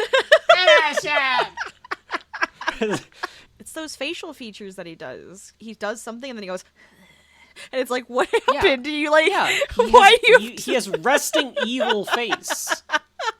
Folks at He home, looks like, does he look evil squirrely, in and then the, go, in the sequels? I'm gonna get him. I don't know if I can, but Like I will. He can't look evil in the sequels, I would assume. I don't know how that guy's still working there. He's apparently been working there for 30 years. I wrote in my notes here, should we not trust Claire either? So I was really starting to suspect Claire. It's a good idea. Ethan runs out and runs to the train station because of North by Northwest and spy movies, and you need to have your spy in a train station in a phone booth. Absolutely. I think it's the law. I It think is the at this law. point it's the law. You have to have a conversation in a phone booth at least once, if not a few times in your spy film. Yeah. At least. Mm-hmm. Even if you make a spy movie in 2025 There and still there has is to be no a phone such thing booth. as you got to find a phone booth. There's I'm gotta sorry. be one. There's gotta be a You have to telephone find a phone somewhere. booth. You gotta do it. I didn't make the law. It's just that's the rules. This is a terrible idea though by Ethan. And I don't think he plans this, Rachel. I think that he just gets emotional because I don't think this is part of the plan. I don't see how this fits into the plan. He does get emotional, but he is timing it so that they can't quite pinpoint him. But he does just want to scream at them. That's a very Tom Cruise character thing too, though. He loves to do that. He gets emotional. He yells at somebody when he shouldn't, and then he gets in trouble for it. I assume that's just Tom Cruise the person. And he tells Kittredge, if you're dealing with someone that killed his own IMF team, what do you think will happen if you fuck with his parents? Oh, absolutely. Like, you're an idiot. What do you think I'm going to do to you now? Right. Like, if you how truly stupid? think you know who you're dealing with. You don't know who you're dealing with. They think that he wanted them to know that he was in London, though. But I don't know how he could have figured out that John Voight was going to show up, because the next thing that happens is John Voight's in the booth next to him. Yeah, and Martin Landau's in the booth next to that. And Eva Marie Saint is in the booth next to him. Jason Bourne's on the other side. And then all of a sudden Dana Carvey comes out wearing a giant turtle outfit. No. Anyways. Oh, the second I saw the trench coat and hat, though, I went, who's that guy? He's got to be someone. Like, the second I saw that. Turns out that it is John Voight. This time it's real, though. Him and Ethan go find a coffee shop or something. He tells him that the mole is Kittredge. Good little monologue here by Voight. He's trying to explain why Kittredge would be the mole. Yes. And he's acting unhinged, Kittredge is, so it could make sense, of course. Yeah, right. When you think about it, Ethan, it was inevitable. No more Cold War. No more secrets you keep from everyone but yourself. Operations you answer to no one but yourself. And then one day, you wake up, the President of the United States is running the country without your permission. The son of a bitch, how dare he? And you realize it's over. You're an obsolete piece of hardware not worth upgrading. You've got a lousy marriage and 62 grand a year. This is the speech, Rachel, where he gives the motivation, I think, for why Phelps ends up, spoiler alert, being the traitor. And he just kind of feels like a relic of a bygone era. Okay. So he's fed up with the whole racket, I guess. Yeah. Which, if I am John Voight, it's like, well, Then retire. Maybe he was going to retire with this money. Maybe that's what he was going to do. Yeah, but I don't know. I don't think he needed to double cross. I think he could have just retired and he would have been just fine. But I think he's like upset with the way the world Yes, is. yeah. So he's like that's a he's like typical lashing villain. out. Right. He turned heel because he's mad at the world. They show Ethan putting all of this together, how Kittredge could Yeah, do he it, does but we that see thing. Phelps. Every time Being he the like one- remembers something, he puts his Yes, fingers to he his temple. Professor X's his fingers to his temple, and he's like, Kittredge, yes, I could see it all now. And we see with his mind's eye. That he's not thinking of Kittredge. Well, okay. I was That's what surprised couldn't he figure out. didn't do that a little bit, but I wasn't sure if we were getting a Hitchcock sense of it, where the audience knows, but the character doesn't, and the character has to catch up. I think or this if he was was his mind. saying, okay. I think he was So saying, he like, was okay, seeing that it was if Phelps. Kittredge is the mole, which I don't think he is, because I'm pretty sure I'm suspicious of you, is what it is. And he's just like, yeah, definitely Kittredge, but he's like, now I'm putting it all together. You're alive, Claire's alive. Let me think back to what I saw. He must have like a, is it eidetic? Is that the word? Eidetic memory, when you can picture Yeah. everything? Yeah. So he's probably going back and like remembering everything that he saw. And he thinks he's like, but how could he have done Hannah? And then he thinks that it could have been Claire. Yes. That set the bomb off. But he's like, no, he could have done it himself. And then he like shows. And that's why I shows think it Voight is just his thoughts, because it shows two different scenarios. two different ones. Okay. Yes. It's not a Hitchcock. We're showing you what really happened. But we are Ethan seeing what doesn't really know it happened. yet. It's what Ethan is Right. like expecting. Yeah. Phelps does a good job of letting Ethan think that his acting is good. You can tell that Phelps is a bad guy just by the way that he's like, letting watching him, Ethan. like, yeah. He's trying to see if Ethan is putting it together or not. That's Put my story it's well together. done. Put my story together. Mm-hmm. I also don't think this was planned. I don't think he was planning to have to talk to Ethan. No, I think he was. I think he did. Oh, really? Because he showed up. Well, I think Yeah, I think he was thought trying to something find went him. wrong, so he had to show up because Ethan now has the actual stuff. Yeah, so that's why he showed up. Right. Hunt explains his plan is to make the trade in France with Max Mm-hmm. and have Job show up to confront the mole, who he thinks, or says he thinks, is Kittredge. And Phelps doesn't want to join the mission because he doesn't want Claire to know that he's alive. And then, Rachel, the most bizarre moment in this movie, where Claire is laying on the floor, like with her like sleeping bag or something. in like a corner. Uh-huh. She asks Ethan to come by, and Ethan now knowing that Phelps is alive, I couldn't tell if he knew that he was in on I it think or he if did. he doesn't want to tell Claire that Phelps is alive. But I guess what we're supposed to find out by the end is that he's questioning if Claire is in on it as which well. is what I saw whenever any of this weird shit was happening between them. Claire tells him to come over and starts kissing his hand like he's the Pope or Philotraides or something. Like she's like, my king, and like starts kissing his hand. It was creepy. It was a little weird. It was very It unsettling. was really odd. I guess in her mind, she's just like, I just have to make it look like I need his comfort. Comfort me, Ethan. Comfort me. This is the distraction. Or come for me, Ethan. Ew. Am I right? Ew. I don't know what she's doing. She's I don't know what her distracting end game is. She's trying to make it look like she is on his side. But she's gonna sleep with him to do Yeah. that? She's got to do whatever I she guess can. she's a spy. She's got to do what You she gotta do has what you to. gotta do. James Bond didn't want to sleep with all those women. He had to. Yeah. He had to drink those martinis and sleep with all those women. Mm-hmm. So we end up in the end game here. Kittredge is delivered tickets to show up to a train for London, the London terminus, at noon. Specifically for noon. Mm-hmm. We can surmise one or the other that either Phelps got these tickets for Kittredge to be able to frame Ethan. Right. Or Ethan got the tickets, which is what ends up being the case, so that he can take down Max and the mole. Yes. So now we're on the speed train because North by Northwest. I mean, I can only assume. I mean, it's a spy movie. Everything is connected. Every single spy thing that we're doing in the Summer of Spies is connected one way or another through all of these tropes. Of course. The briefcase is out with Max on the train, and she gets a call from Ethan, who is like, "I can't tell you who I am." She's like, "Ethan, please. I know exactly who you are." And he's like, "Well, I can't show up. I can't be right there. I'm somewhere else on the train, but the CD is under your seat." Mm-hmm. And then someone else give them like a decoy. That's a good question. Like with a Why weird didn't they just use error that the would second make them have CD? to, yeah, and then they'd have to with like fake names? Right. She doesn't know if the names are real. Who's gonna know? Make a fake copy. Yeah. Nobody's gonna know except for Yeah. IMF. You're right. Ving Rhames should have used the real disc to make a fake-looking one with fake names. Exactly. Like Amanda Hugh Hug Jass. and Kiss. God damn it. That was too in sync. You could tell we're siblings, right? Yeah. Seymour Butts. Who's Seymour Butts?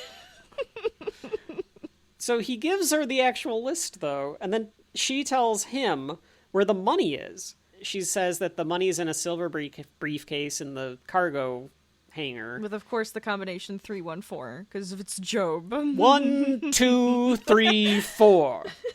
I can't believe it's the same combination on my luggage. Yeah, is that why that was the combination? Because of the Job thing? Of course. Okay, great. Everything's tied up in a neat little package then. I mean, the money is. When he gets the money, Job will find him. Kittredge is just wandering the train. Claire sees him. Max and company and Sabretooth plug the thing in, and they're trying to get it to submit to their server before they hit the channel. Right. Because it's the 90s. The second you get to that channel. The second you get in that channel, your Wi-Fi is gone. I mean, it still might be true. It still is probably like that, yeah. It's like, well, the internet goes down while we're going through the channel. Luther is blocking the signal, though, via some he's already shitty jamming Apple laptop. It's Yeah, great. he's using the Raspberry Jam to stop Max from being able to get the stuff. They're all wearing trench coats. They look like the fucking Ninja Turtles. The way that all these trench coats, it's ridiculous. Like, and I'm sorry, if I see more than two weird. people wearing trench coats, I am getting the hell out of there, Yeah, because I'm shit going is to a about to different go car. down. I'm going the opposite car that they are going towards. Like, Does anyone want to switch seats? Luther gets up and like leaves the phone there, like the cell phone there, because that's like the thing that they were using to like do the jamming, was that shitty 90 cell phone with the terrible range. But as he walks through, it allows the motorman or like a waiter or like somebody that's like servicing there. people. Mm-hmm. Yeah, it's like, "Oh, sir, you left your phone." He's like, "Shit! Like I can't like Thank you. put it back on the That's table." Not Thanks. my phone. I'm going back to my seat. Leave it. He should have Why'd put you pick it up? on the floor. Yes. He should have put it on the floor under a seat. You're good. You're fine. But no, can't be logical. So that causes a problem, because then it's starting to like jam other people's stuff as they walk through, and it allows the transfer to start again. Right. Max calls Job and says he's going to be in the storage the storage car container. or whatever. And right now Job has like a boombox and a gun. Did he take the gun out of the boombox? Does anybody know what a boombox is? I did not notice that it was a boombox. I thought it was a radio? briefcase. I thought it was a boombox. Is it a briefcase? It's such an I odd hope so. shape. Otherwise, that means that people witnessed John Voight walking onto a speed train carrying a boombox and didn't think anything of it. I wouldn't. It's the 90s.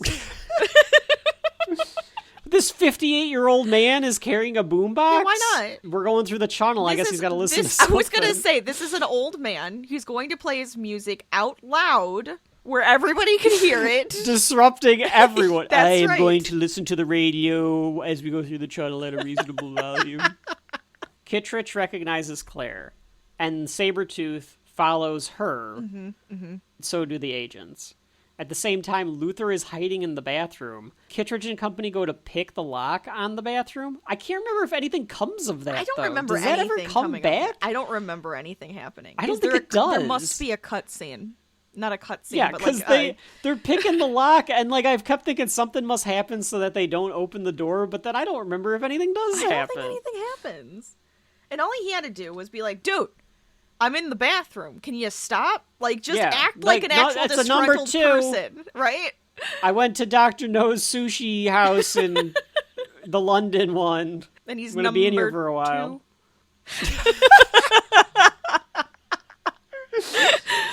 I'm sorry. At my sushi house, I have number 1 combo and The number number 2 2. combo. So Claire goes into the cargo, and we learn that she was in on it, because of course she was. Ethan is wearing a Phelps mask Yes. to reveal. Claire reveals it, because she's like, I don't think that we need to kill Ethan. We just take the money and we just go, take it. Jim. It's all. We He'll don't take need the to blame. kill It's him. fine. But he's not responding to you. You keep saying sentences, and this man just is staring at you. I would be suspicious of that. Are you going to speak to me? Yeah. I mean, it's her husband, so I'm sure he's and it's John Voight, Jim the man Phelps. probably So I'm loves sure, listening like, to himself talk. Come on. well, all right, that is true. But I was gonna say, like, she's come down and he's like reading the paper and she's going off about some shit about her spy Also mission. He's just true. like, oh yeah, like he doesn't. Yeah, I could does absolutely see that. Yeah. So that she's gotten the cold shoulder from him too, you know. Mm-hmm. Question for you, Rachel, because I didn't get a good enough look at this when I watched it, and I didn't rewatch it. Okay. Is this John Voight sitting there? Yeah. Or is this a John Voight mask on Tom Cruise? Oh no. Because that would be really good if it was. This was actually John Voight sitting there, and then there's a little CGI like magic, and then he's taking off a mask do the of mask John off. Voight because Okay. there is no way that was going to work. I would love if they made Stan Winston put together a John Voight mask, like the think most they did. horrifying mask of I all think time. they did. I think they just had to do some magic for just the transition. Oh, so like the part where it looks like he's ripping it off is the that's John the Voight mask. one. Okay. Yeah. Got it. I think they Okay. had to do a little magic there. Jim actually comes in. Yeah, though, he with all of a a sudden gun. then he comes in like and I'm like, wait, are we what's happening? I didn't know. I for a second thought Ethan knew he was there. I was like, wait. Yeah, I still don't know if Ethan knew he was I don't there. think he did. I think he knew he was somewhere on the train, but like where he was, I don't think he knew that. He knew that Joe would reveal himself when he got the money. So I think he was sitting there waiting for Jim to show up. So I do right. think he expected him to come. Right. I think he was curious if Claire would show up. That too. Yeah. Phelps wants to know how Ethan figured it out, and Hunt says that the Bible. And he goes, "Oh, those damn Gideons." Well, how that? What? What? Because What do they you mean? stamp it where they like, because I they know, stamped but it it's like, just you know, so property weird. of Like, the what Drake is a Hotel or Gideon? whatever. Is it Gideon with the Bible, or the publishing company, or the place in Chicago? That's what I need to know. What is a Gideon? No, Gideon's Bible. Oh, It's it is a thing. Gideon Bible. Okay, Yeah, they put them in the hotels. Yeah. gotcha. I don't know why they would stamp it where they're putting it, but yeah, it's a Gideon's Bible. And again, this is your own fucking fault, Jim. Yeah, why'd you take it? Why did you take the Could have gotten Bible, a Bible from the hotel anywhere. room? They're a dime a dozen. They fall from the sky like leaflets. You can get a Yes. Bible. Go up to any holy I guess person he and say, "Hey, maybe do you have a just spare really Bible?" liked They'll that give you red one. Bible. It was just like, this is really nice. I like this one. Yeah, it's because he thought it was a really nice He's Bible. like, "It's That's why fancy." he took it. Well, why else would he Pompous take bastard. it? Getting ready for his fucking retirement. He doesn't want to spend any funds on getting a Bible. He stole a Bible. Yeah, That's he how did. evil he is. That's right. He figured that out that Phelps was in on it the whole time, but he wasn't sure if Claire was in on it the whole time, so he couldn't give up the goods that he knew that Phelps was alive and Right. all this stuff to Claire because he needed to figure out if Claire was in on it. But Jim was confident that Claire could keep the cover because having tasted the goods himself. The goods. What was that disgusting line? That was so gross coming out of this man's mouth. What? Yeah, it's pretty bad. So he wanted. Well, because- so this proves though that Claire was like he wanted Claire to seduce Well, like him. keep and him. he didn't give a shit. He's seduce like, I him. don't actually even care about my wife. Whatever, I'll get a new one. That's what it feels like to me. Whatever, I'll get a new I'll one. get it. I'll Yeah, find another. That's what it feels Yeah, like. he's got Frey energy. Yeah, well, he kind of is. He kind of is like I'll that find about another, Claire. and she'll be younger too, and more No, voluptuous. yeah, that's right. With all the curves in the right places. I can get 3 French women this time. And then he says, "Don't covet thy neighbor's wife," and it's And just it's like, like but it never happened. that didn't happen. It They needed to take never that out happened. of this. And I wonder if there was supposed to be something at the beginning when they were all together. I'm telling you, they said Well, there I was know. That's fine. That's fine. But I don't think we needed it throughout. I think all we needed was him flirting with her at the beginning, where it looks like some friendly, flirting. And he looked like he flirted more with Sarah than He with her. flirted so much more with Sarah and Hannah than with Claire. And I'm like, Yeah. so It I'm just did like, not all I work. wanted to see was like, oh, there's like a flashback, even because they do flashbacks a lot in this, of him like flirting with her, and Voight just being like, "You're flirting with my wife," because Yeah. that's what it feels like. Yeah, there's nothing of that. Phelps gives Claire the money. Ethan says, well, Claire was wrong about one thing. And he takes these glasses out of his pocket and he puts them on. Yes. We get the big zooms, the De Palma zoom stuff again. And it gives a feed directly to Kittredge. That's right. Because it turns to noon, and Kittredge is like, I need to look at this at exactly noon. So Ethan had this all planned, timed out. And he realizes that Phelps was alive. He's really the mole, so all the timing got right. I like how it connects there. It all kind of wraps up in a neat little package. Yes, of course. Phelps shoots Claire. Yes. I think Again, on he accident. just- No, No? he totally Okay. turned and shot. He totally just turns and shoots. He did that on purpose. There's no way that was. But why shoot Claire? A fight breaks out, and now we get the a very good action set piece, I think, Rachel, on this train. I think this works really well. It was interesting. It was an interesting part. I think I liked this scene more than like some of the other actiony stuff. Yeah. We get a touching moment between Ethan and Claire as she dies. I I guess don't know what 'cause we were supposed to feel. I don't either. Like, she betrayed you, Tom, Just and another murdered one's your entire dead. team. I guess because is that just supposed to be a connection between her being fake dead at the beginning and now she's real dead? I don't know. I don't know why I don't know if he that was like supposed to be was a like, oh no, callback. not Claire. Yeah, I mean, I guess because she was on the team, but she's also, she double-crossed you, so it's Very strange. I feel like it had to have been a callback, though. Yeah, I It's think the only so. thing, but it was a bad callback. It was bad. Kier comes in via helicopter. He's going to pick up Phelps Yes, via the helicopter. That's right.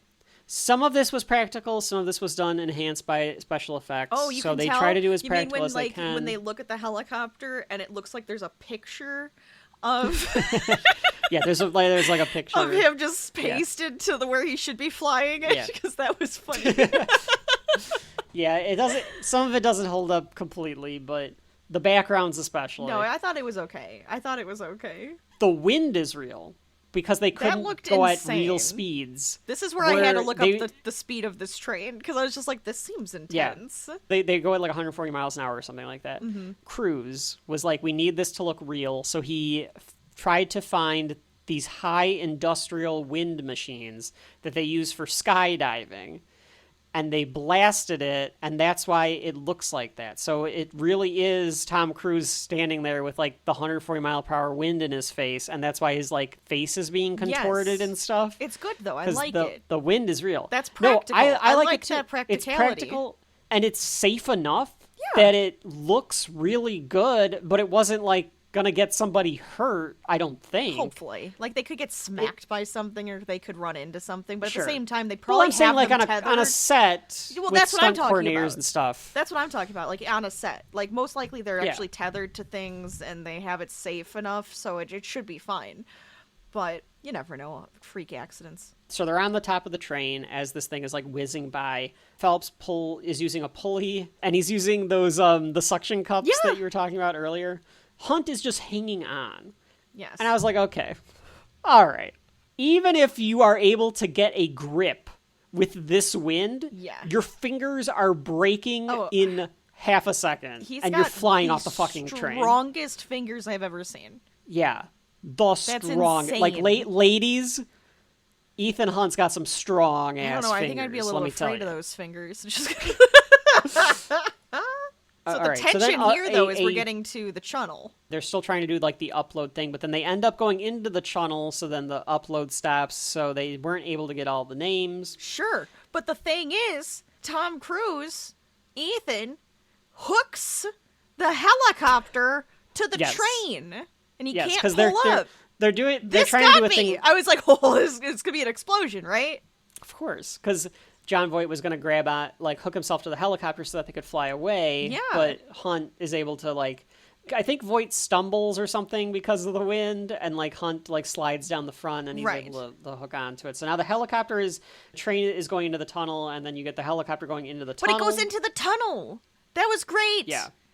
I was like, That's they got great, me. yeah. They got me on that one. That was good. And then there's a motorman in the back of the train that sees that the he's helicopter's hooked up to it. hilarious.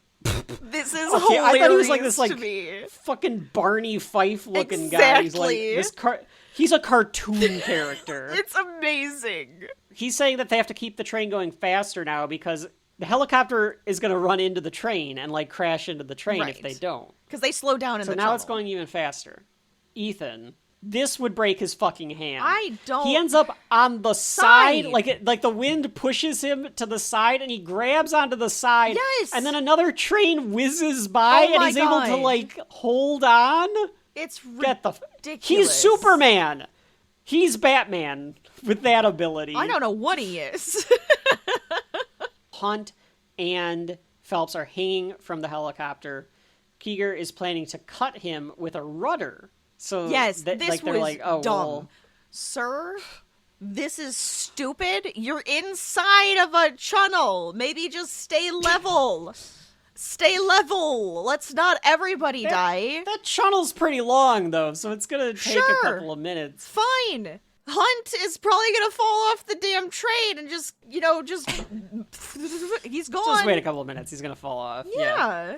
But This guy got the- like greedy. He wanted to cut him in half. The tail goes up too high; it hits the ceiling of the Yes. tunnel, so that comes back down, and then Hunt leaps from the helicopter to the train as the helicopter tumbles and it explodes on the ground and blows up. No, this is the part where he does jump to the helicopter. So he tries to cut him in half on the train because he's like hanging off of like the hood of the train. It hits the top, so then they start like flopping around because now it's screwing up the helicopter's abilities. So he jumps onto the helicopter, and that's when they have their little tussle. And then he ends up like jumping back off. Oh, that's right. He That's has right. the So gum. he has the gum. He has the Yeah, of gum. course. Red He light, has the blue gum. light, red light, green light, red light, green light. Yeah. Yeah. Yes, because we are in America. So he's hanging from the helicopter. John Renault is like gonna kill him or whatever. Throws the gum onto the hood of the helicopter and then leaps And off the the helicopter. explosion like takes And his him back momentum onto the takes train. him and sucks him onto the train. Which is Yes. such a ridiculous look. It's ridiculous, but it is really cool. Yes. And at the same time, he gets smashed onto the train. Phelps gets smashed into the ground and just. He gets smashed into the ground. Oh, yeah. He's dead. Oh. He's like double dead He's because then very the helicopter explodes. So Yeah. he's like very dead. He's very, very dead. There's a lot of people out there that would want this to be the way that John Voight goes, I'm assuming. Not necessarily saying I am. I'm just saying that there are people out there that would want to see I John Voight that happen to John Voight. suppose. Yeah, well, there could be. It's a way to go. It's a way to go. It is a way to go, let me tell you. And then the train stops and the copter is like skidding towards them, and it stops just before the blade pierces Tom Cruise's neck and turns him into a vampire. Yes. They catch Max. Max is like, oh, now I assume that you're going to put me through your stupid American court system and everything. And Kittredge says, maybe we'll just leave the courts out of this. And it's like, oh Meaning yeah, that's that, very you know, American. That's very American. Oh, 100%. Due process That doesn't not exist. needed for What's Max. that? Well, because she's saying like she's gonna have some like high-priced lawyers Right. and stuff, and he's like, "We're IMF. We're gonna throw don't you in care. a fucking hole, and we're gonna throw away You the just key. don't exist Good anymore, luck." Max. Yeah. So then later on, Ethan is hanging out at a pub with Luther. These are like our two friends that we have, I think, throughout the entire series from this point Oh, on. I like that. Good, because I like him. No, I do too. I wanted more of him. I did want more in this. too, because I think he was really good. Especially since he's like the good guy at the end that like Yeah. helped. We don't get enough Luther. No, we need more Luther. More Luther. More Luther. Hashtag more Luther. I mean, the series is I mean, over we now, do. but whatever. We do get more Luther. You said he's in the series still. He's in all of them. And then they toast. I couldn't tell if Ethan was retiring or something, because Luther's like, why don't you come back with me? And I thought he meant like back to Langley. Like he's going like home. He's going to get to go back to the United States or whatever. Well, that's kind of what I But thought. him and Leonardo DiCaprio are going to get on that plane to be able to go home, and then the top's going to spin, and Luther's not going to know if he's in the dream or not. Yep. But Ethan says, like, no, I'm kind of done with it all. So I was like, is he retiring or something? It I can't sounds tell. like it's very weird. Didn't it sound like that? It doesn't feel like that's what his character would do. I feel No, like Luther's it the doesn't. character that's like, heh, I'm disavowed, but now they have to pay me because I'm going to retire. Like, Yeah, it just exactly. felt like that. Luther says that he's going to miss being disreputable. And Ethan's like, well, I think of you that way anyway. And it's like, oh, we're old friends. And it's like, you guys are on one mission. It would have been better if he knew Luther Before that, well, before. I think it's more so that they know of each other so much. They I know. know their stories, and as Yeah. a spy, it's like, well, if we did one mission together, that's actually huge. That's a lot. No, I understand. So I think that's I'm what it fine what with is. it. I'm fine with it, and I'm fine with the friendship forming as the franchise goes. But the way that they act in this scene made me think like, oh, it kind of would have been better if they it was had like, a I little bit know of a a guy, but I past. don't know. I don't know if I can trust him because I'm not sure if he's guilty or not. Right. And then Luther is like, I didn't mean to do it, Ethan. Like they could have Yeah, been like, and yes. Ethan's like, yeah, I know, that's why I went to you, or so, like something Right. like that. Like I wish I would have stuck up for you 5 years ago or whatever. That would would have been something that like would have been really nice. I agree. I do wish they had some background with each other. Now I'm disavowed and I think that I can help you or something. I'm going to get you back on the list or something like that. Right. Which I guess is kind of what happens. It but is, but it just didn't have that extra connection, which I think we needed. And maybe that's too cliched. I don't know. I Just don't. throwing It's that a out there. spy movie. There's cliches left and right. I think that would have been okay to add in. So Ethan is on a flight. I think he's gonna go home to the farm. I think he's going home to the farm. I do. Yeah. And the flight attendant comes up and says, would you like to watch a Same movie? woman. Same woman as before. Excuse me, Mr. Hunt. Would you like to watch a movie? No, thank you. Would you consider the cinema of the Caribbean? Aruba, perhaps. And both myself and my husband were like, does he get to go on vacation? Are they giving him a vacation, or is this a job? Or is it Oh. both? No, this is definitely a job. Because I was just like, well, he gets to go to the Caribbean. It could be both. He's got to go find Dr. No. That's true. That's so true. He like contemplates it too. He's like, do I want? Because it's if you choose to accept it, You don't right? have So to. he's like thinking about it, Yep. and then like as he's thinking about it, the movie ends. So I do think he was thinking about retiring, and then like they're like, we have another mission for you, and he's he has just to like, decide he whether or not he likes wants it. to He keep being a likes spy. it. He's not Yeah. sick of it. He likes it. Yeah, he sticks around longer than fucking Phelps does. That's right. And that is the end of Mission Impossible. So we end with the prospect of our hero, Ethan Hunt, going on more Mission Impossibles. Rachel, we have completed the walkthrough for Mission Impossible from 1996, directed by Brian De Palma, which means that it is that time of the show where I will ask you that ever so important question: does Mission Impossible have shelf life? Rachel's thinking about it.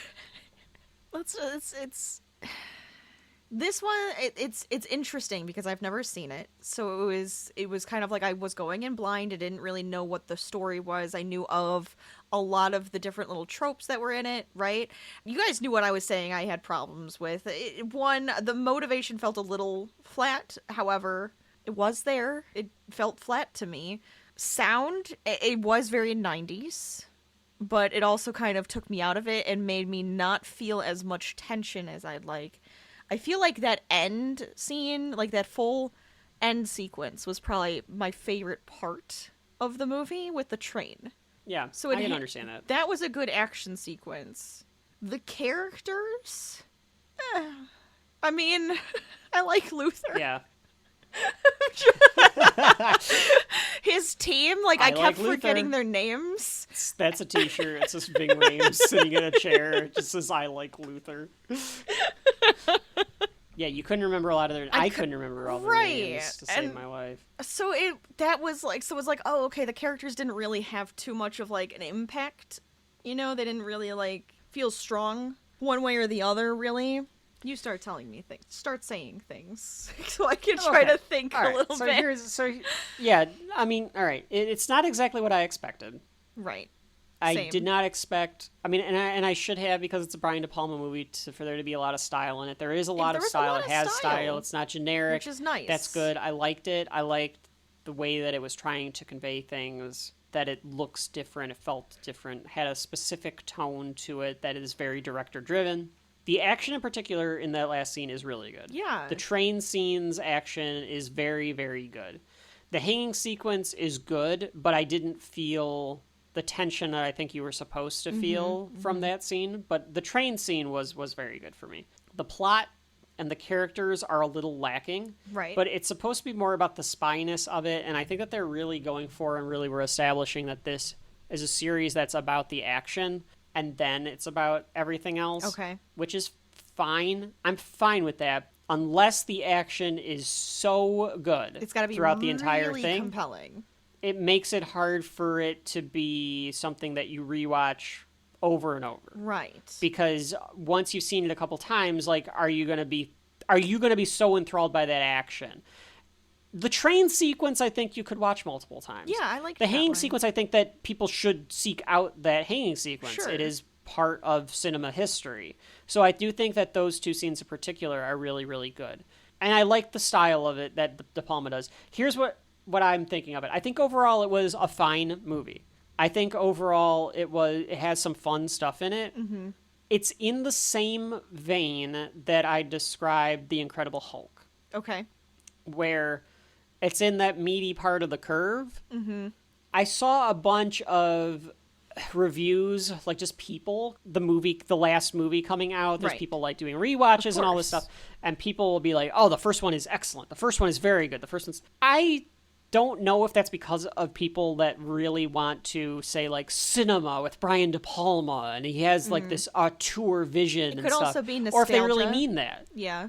Or nostalgia. It didn't have that with me. I didn't get there with it. I thought it was fine. I thought it was all right. Good. But it wasn't something where I would call it like, oh, this is the one. This is the thing that's going to, like... Right. So for me, like, it kind of sits in that middle section with, like, something like the Hulk, where it's like, it's fine, it's good, it's got good action in it or whatever. Mm-hmm.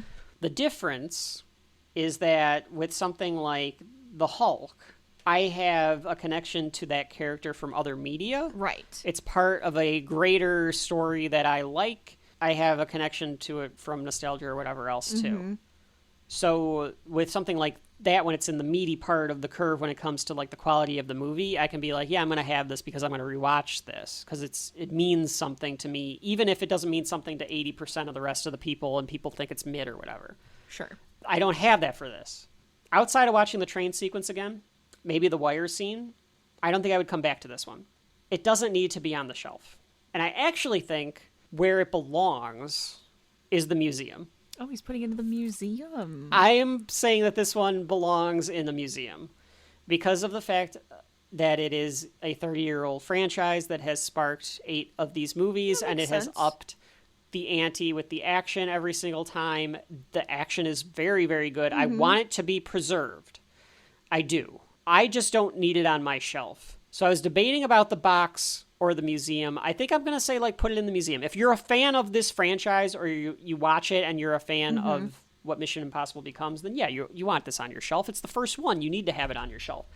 It didn't click for me as much as I expected it to. Yeah. So it's just the museum for me. At best, it'd be a digital copy of a few of the scene where they all get killed. You're of making the, moments. Of the train sequence. You're making moments. Of the moments. Yeah. Making moments. You're making yeah, moments. making Rachel clip these digital file pieces, and we'll just keep that. But overall, I'm gonna say no. It's just the museum. No shelf life. So apparently I like spy movies and I like spy shows and stuff. A I'm a spy spy auteur. auteur, apparently. I'm not much of a spy snob, so it's I just kind of enjoy the spy stuff. It's fun. It was fun. Well, I don't even know if I can say, like, oh, this was so fun. It was interesting. It was compelling at the end. A lot of those, like, not action scenes weren't quite as compelling, so you were just kind of like, okay, where's this, like, what's happening next type of thing. Mm-hmm. I allow you're the one who is in charge of the museum. So that's that. I understand am the that, curator. and I feel like Yeah. it can definitely go in the museum. I can see that, so I'll agree that it can go in the museum. I think I would put this in the box. I don't think I will put this on the shelf, but it can be in the box. Another 25 years down the line, I'll pull it out and be like, oh, let's watch Mission Impossible. Like, Yeah.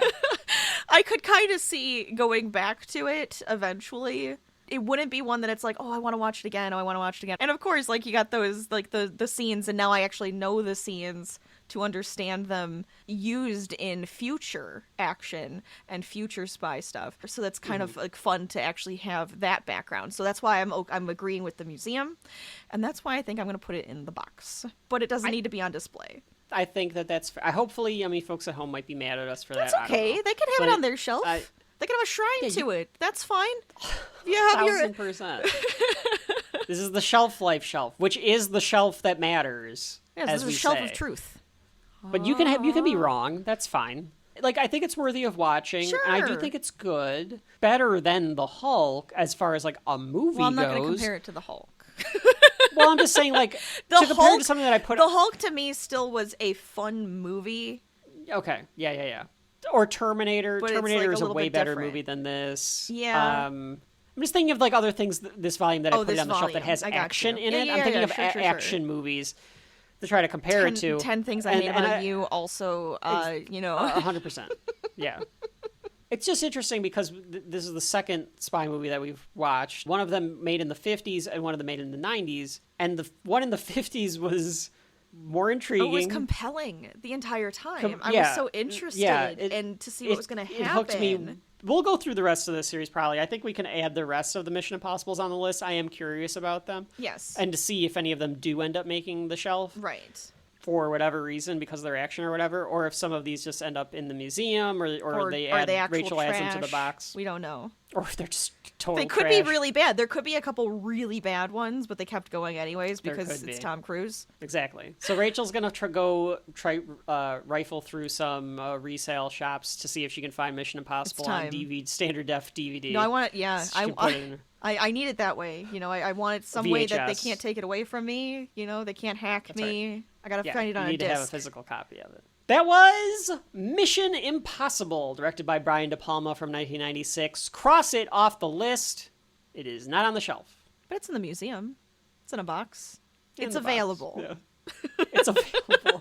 It's available. We want it there. We want it to be on display. People walk by and go, oh, yes, look at that. Oh, honey, look at this. He's hanging from a string. Oh, look at them on the train. Oh. Is that Dr. No's sushi restaurant? What is this? Is that or Dr. Evil? All right, Rachel. Well, hang on. What is this? Are we getting another... Oh, not again. Oh, we're getting another invite to go see another movie here. Well, we could choose to accept it or not. I mean, what is it? Let me see here. Good morning, Agent Kevin, Agent R. If you choose, hang on. It says it's going to self-destruct. Yeah, in 10 seconds. So we need to either read this really quickly, or it's going to just pop and it's going to say, it stopped. it flew up. Well, maybe you should read a little faster next time. I don't think they're going to send it to us again. I think we're gonna miss that mission. Dang Well, it. maybe we'll see. We'll see if they email us back. It's very, very possible. Otherwise, until next time, I'm Agent Name Redacted, And I'm Agent R. and this has been Shelf Life: Summer of Spies. Ba, ba, ba, ba, bow, bow, bow, ba, ba, ba, ba, ba.